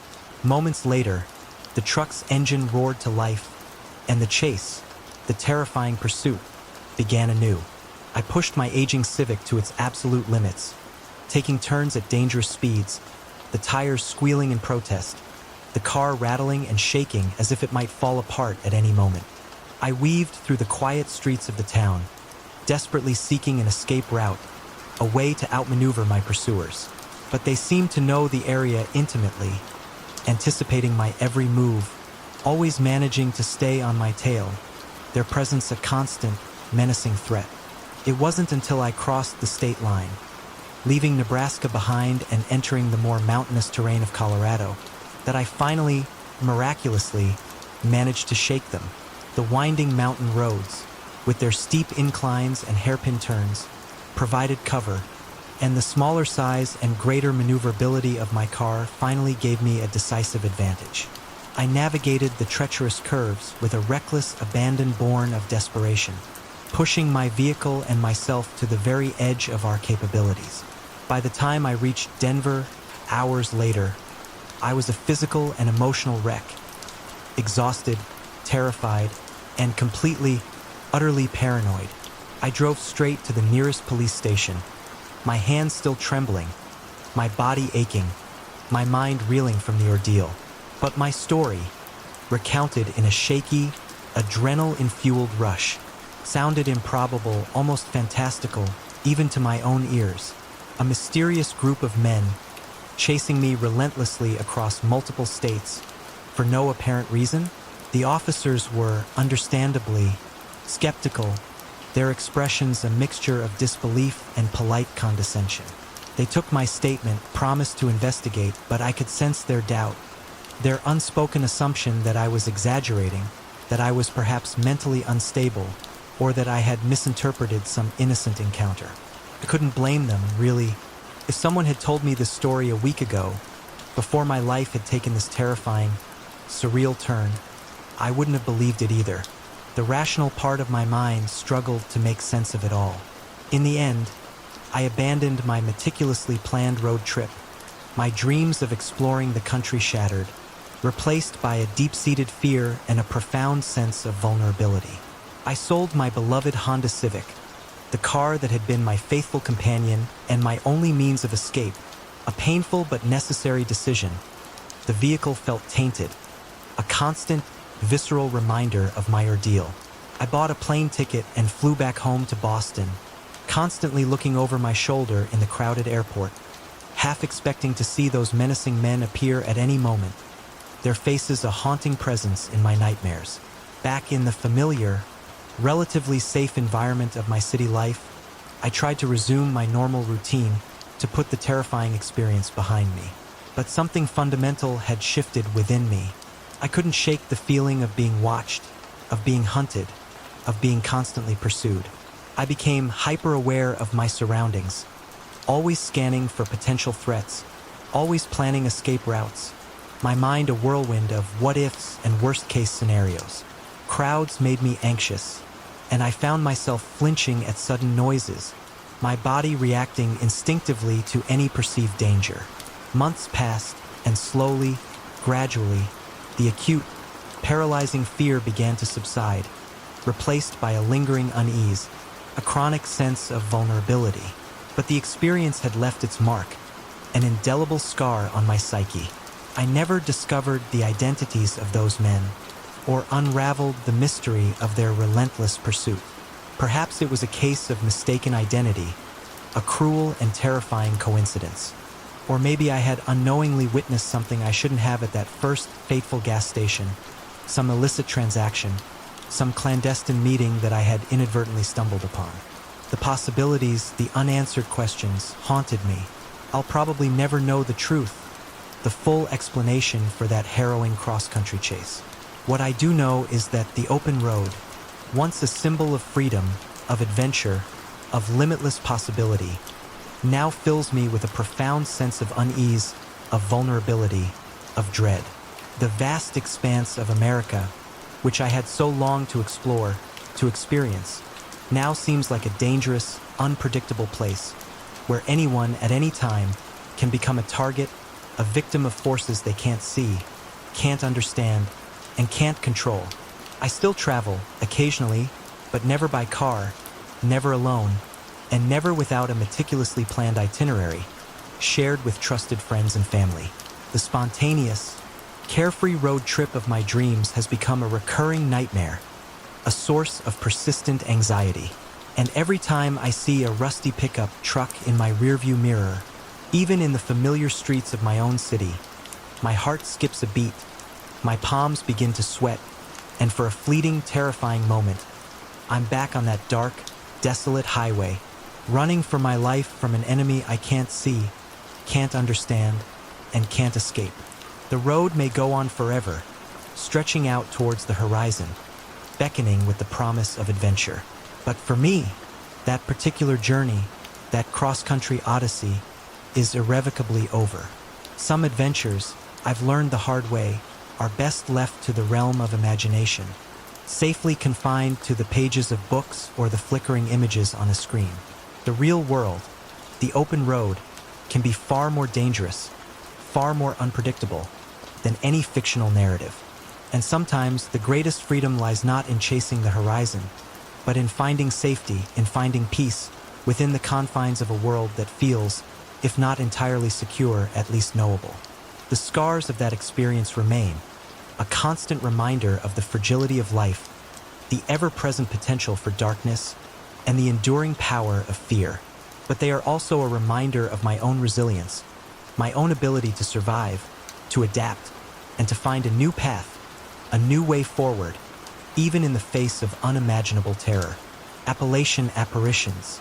The Appalachian Trail, a legendary footpath winding its way through the heart of the eastern United States, is renowned for its breathtaking scenery, its challenging terrain, and its promise of solitude and self-discovery.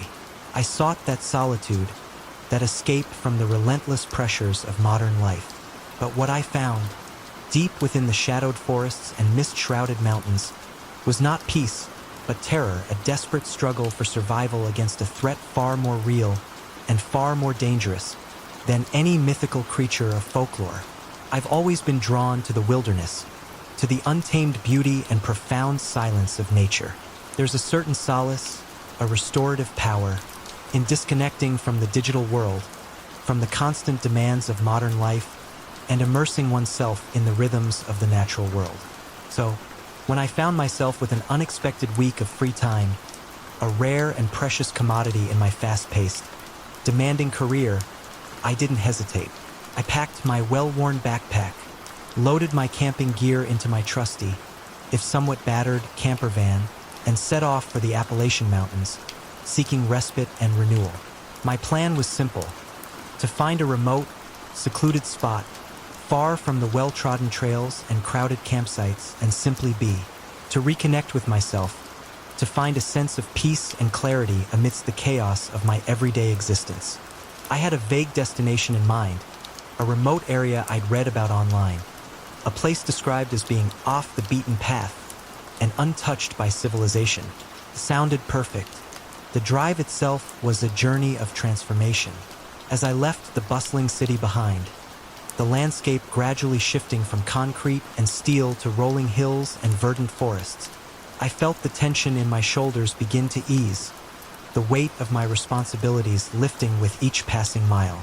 The roads grew narrower, more winding, the air cleaner and crisper.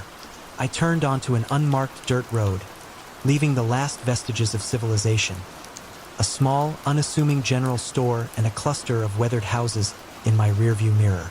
The road became progressively rougher, more challenging, my van bouncing and swaying over rocks, ruts, and fallen branches. But I pressed on, determined to reach my destination, to find that secluded sanctuary I had envisioned. As the sun began to set, casting long, dramatic shadows through the towering trees, I finally found it. A small, almost perfectly level clearing, nestled beside a clear, fast-flowing stream, surrounded by a dense canopy of ancient pines and hardwoods. It was idyllic, a scene of pristine beauty and utter tranquility. I set up camp quickly, efficiently, the familiar routine a comforting ritual. As darkness descended, I built a small campfire, its flickering flames casting dancing shadows on the surrounding trees. I sat beside the fire, listening to the symphony of the night, the gentle murmur of the stream, the rustling of leaves in the breeze, the occasional hoot of an owl, feeling a sense of profound peace, of connection with the natural world that I hadn't experienced in years. I drifted off to sleep that night, cocooned in my sleeping bag inside my van, feeling safe, secure, and utterly at peace. The next morning, I awoke early, refreshed and invigorated, eager to explore the surrounding wilderness. I spent the day hiking, following faint, unmarked trails, marveling at the breathtaking views from rocky outcrops, the unspoiled beauty of the Appalachian landscape unfolding before me. It was a day of solitary exploration, of quiet contemplation, of deep connection with nature. By late afternoon, pleasantly tired and deeply satisfied, I began to make my way back to my campsite, my mind filled with images of the day's discoveries. That's when things began to go horribly, terrifyingly wrong. As I approached my van, I noticed something immediately amiss. The door was slightly ajar, hanging open at an unnatural angle, and I was absolutely certain I had locked it securely. A jolt of adrenaline, a surge of primal fear, coursed through me. My heart rate accelerated, my senses on high alert. Had an animal somehow managed to get inside? A bear, perhaps, drawn by the scent of food? Or worse, had another person been there? I cautiously approached, my hand instinctively reaching for the small can of pepper spray I carried in my backpack. I peered inside, and my blood ran cold. The interior of my van had been ransacked, completely and utterly trashed. My belongings were strewn about haphazardly, ripped open, their contents scattered across the floor, and several items were conspicuously missing: my phone, my wallet, my car keys. Before I could fully process the implications of this discovery, before I could even begin to formulate a plan, I heard voices in the distance. Gruff, angry voices, growing steadily closer. I instinctively ducked down behind the van, concealing myself from view, my heart pounding in my chest, my breath catching in my throat. "I'm tellin' ya, I saw smoke from a campfire round here yesterday." One voice growled, thick with a heavy Appalachian drawl. "Gotta be one of them city folks trespassing on our land. Well, they picked the wrong damn mountain to mess with." Another voice replied, laced with a chilling menace. "Let's show 'em what happens to folks who don't respect private property." Private property. My mind reeled, but this was public land, wasn't it? I'd researched it thoroughly, or so I thought. I was certain I was within the boundaries of a national forest, where camping was permitted. But as the voices drew nearer, I realized that my certainty, my meticulous research, my legal rights, mattered little in this moment. These men believed I was trespassing, and they sounded anything but reasonable, anything but willing to engage in a polite discussion. I had mere seconds to make a decision to act. My van was useless without the keys, a metal cage that offered no protection. I had no way to call for help, no way to contact the outside world.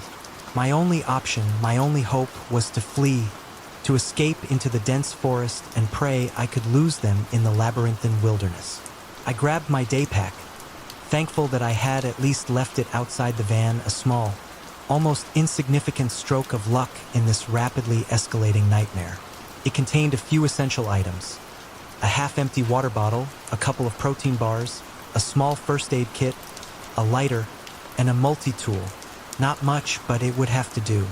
And then I ran. I took off into the woods, moving as quietly and swiftly as I could, crashing through the undergrowth, my heart pounding in my chest like a drum, my lungs burning with exertion. Behind me, I heard shouts of discovery as they found my ransacked campsite, their angry voices echoing through the trees, spurring me on, fueling my desperate flight. "Hey, there's someone here," one of them yelled. "Find Jing. Don't let M get away." The sound of heavy footsteps, crashing through the underbrush, pursuing me was terrifying. I didn't dare look back, didn't dare slow down, focusing all my energy, all my will, on putting as much distance as possible between myself and my pursuers. The forest, which had seemed so peaceful, so welcoming just hours before, now felt menacing, hostile. Branches whipped at my face, leaving stinging welts. Thorns tore at my clothes, snagging on my skin. Roots, hidden beneath the thick carpet of fallen leaves, threatened to trip me at every step. But I pressed on, driven by pure, unadulterated fear, by the primal instinct to survive. I had no idea where I was going, no sense of direction. The dense canopy of trees obscured the sky, making it impossible to navigate by the sun. The forest floor was a confusing maze of vegetation, fallen logs and rocky outcrops, but I kept moving, blindly, desperately, hoping against hope that I could somehow outmaneuver my pursuers. I don't know how long I ran. Time lost all meaning in that desperate, adrenaline-fueled flight. Minutes stretched into what felt like hours, each second an eternity. But eventually, gradually, the sounds of pursuit began to fade, receding into the distance. I allowed myself to slow down, my lungs burning, my legs screaming in protest, my body trembling with exhaustion. I collapsed behind a large, fallen tree, its decaying trunk offering a semblance of cover, a temporary refuge. I tried to catch my breath, to regain some semblance of composure, while still listening intently for any sign of my pursuers. Nothing, only the sound of my own ragged breathing, the frantic beating of my heart, and the natural, almost mocking, sounds of the forest, the rustling of leaves, the chirping of birds, the gentle murmur of the nearby stream. As the adrenaline began to slowly recede, the full weight of my situation, the sheer precariousness of my predicament, crashed down on me with overwhelming force. I was lost, alone, in the heart of the Appalachian wilderness, with no phone, no car, and minimal supplies. And somewhere out there, armed, hostile men were actively hunting for me. I took stock of my meager resources, assessing what I had to work with.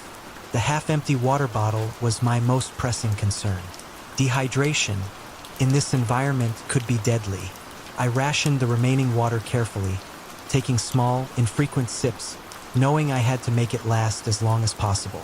As night fell, the temperature plummeted. The forest, already menacing, became even more so in the darkness. Every shadow seemed to conceal a threat, every sound amplified by my fear and exhaustion. I was afraid to start a fire, knowing that the smoke, the light, would be a beacon, attracting my pursuers. Instead, I huddled in the hollow of a large, ancient tree, shivering uncontrollably, trying to conserve body heat. Sleep was impossible. Every snapping twig, every rustle of leaves, every distant animal call sent a jolt of fear through me, my senses on high alert, expecting to see the menacing figures of those men emerge from the darkness at any moment.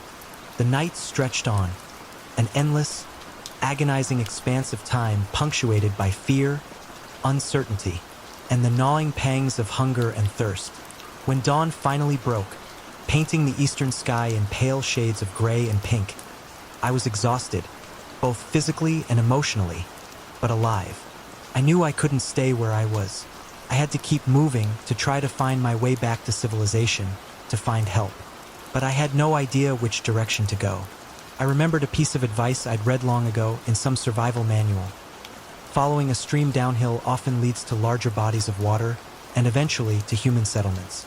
So, when I stumbled upon a small, fast-flowing creek, I decided to follow it, clinging to that faint glimmer of hope.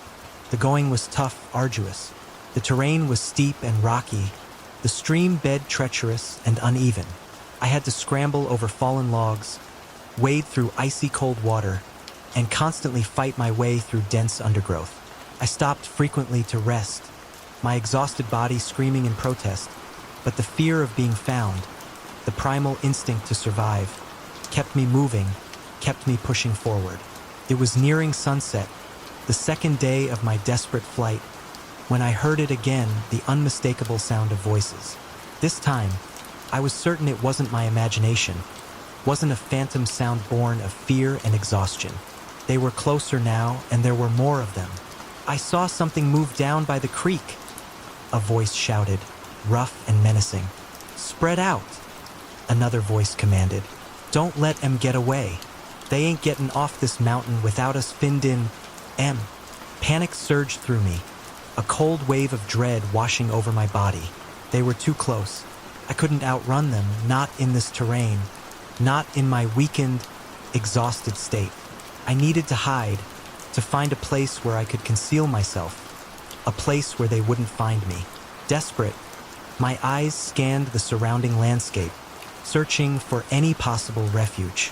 That's when I spotted it, a small, dark opening in the rocky hillside, partially obscured by dense vegetation. A cave, or perhaps just a deep crevice, a narrow fissure in the rock face. It was my only hope. Without hesitation, I scrambled towards the opening, squeezing myself through the narrow gap, my heart pounding in my chest. The space was tight, cramped, and pitch black. I could barely move, barely breathe, but I was hidden. I held my breath, listening intently, my body rigid with tension, as I heard the footsteps approaching, drawing closer and closer. You sure you saw something? One voice asked, so close I could almost feel his breath. I'm telling ya, there was movement, another replied, his voice laced with frustration and a hint of doubt. Crafty son of a must-have found a hide-in place. They searched for what felt like an eternity, their voices and movements a constant, terrifying presence just outside my cramped, claustrophobic refuge. I remained frozen, hardly daring to breathe, my muscles cramping, my throat burning with thirst, but I didn't dare move, didn't dare make a sound. Finally, as the last rays of sunlight faded and darkness enveloped the forest, I heard them moving away, their voices receding into the distance. It's getting too dark, one of them said.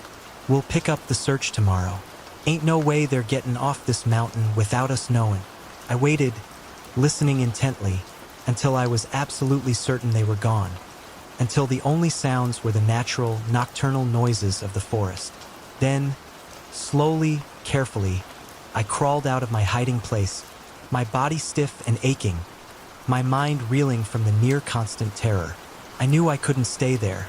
They would be back at first light, and I needed to be far away as far as possible.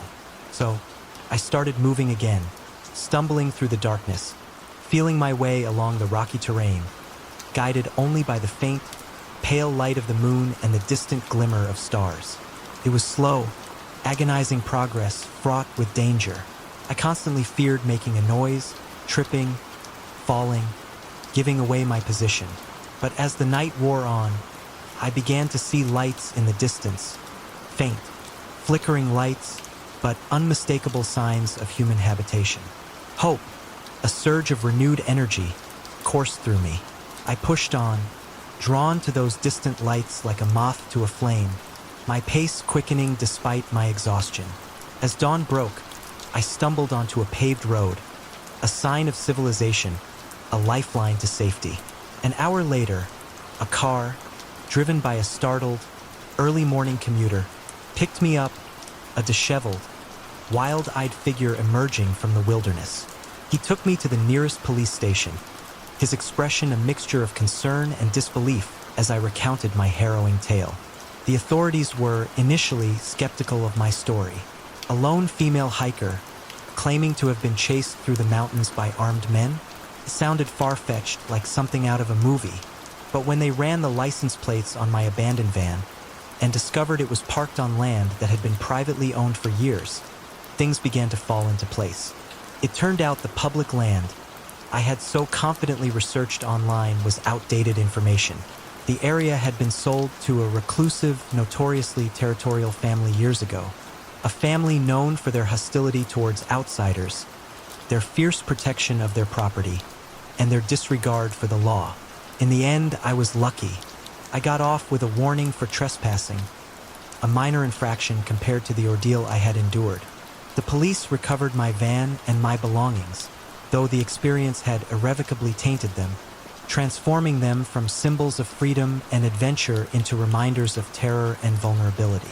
But the experience left me shaken to my core, my sense of safety, my trust in the world, profoundly damaged. I still love nature, still feel the undeniable pull of the wilderness, the yearning for solitude and connection with the natural world. But I now approach it with a newfound respect, a heightened awareness of the potential dangers that can lurk even in the most beautiful, seemingly serene landscapes. I double, triple, and quadruple check my information before venturing into unfamiliar territory.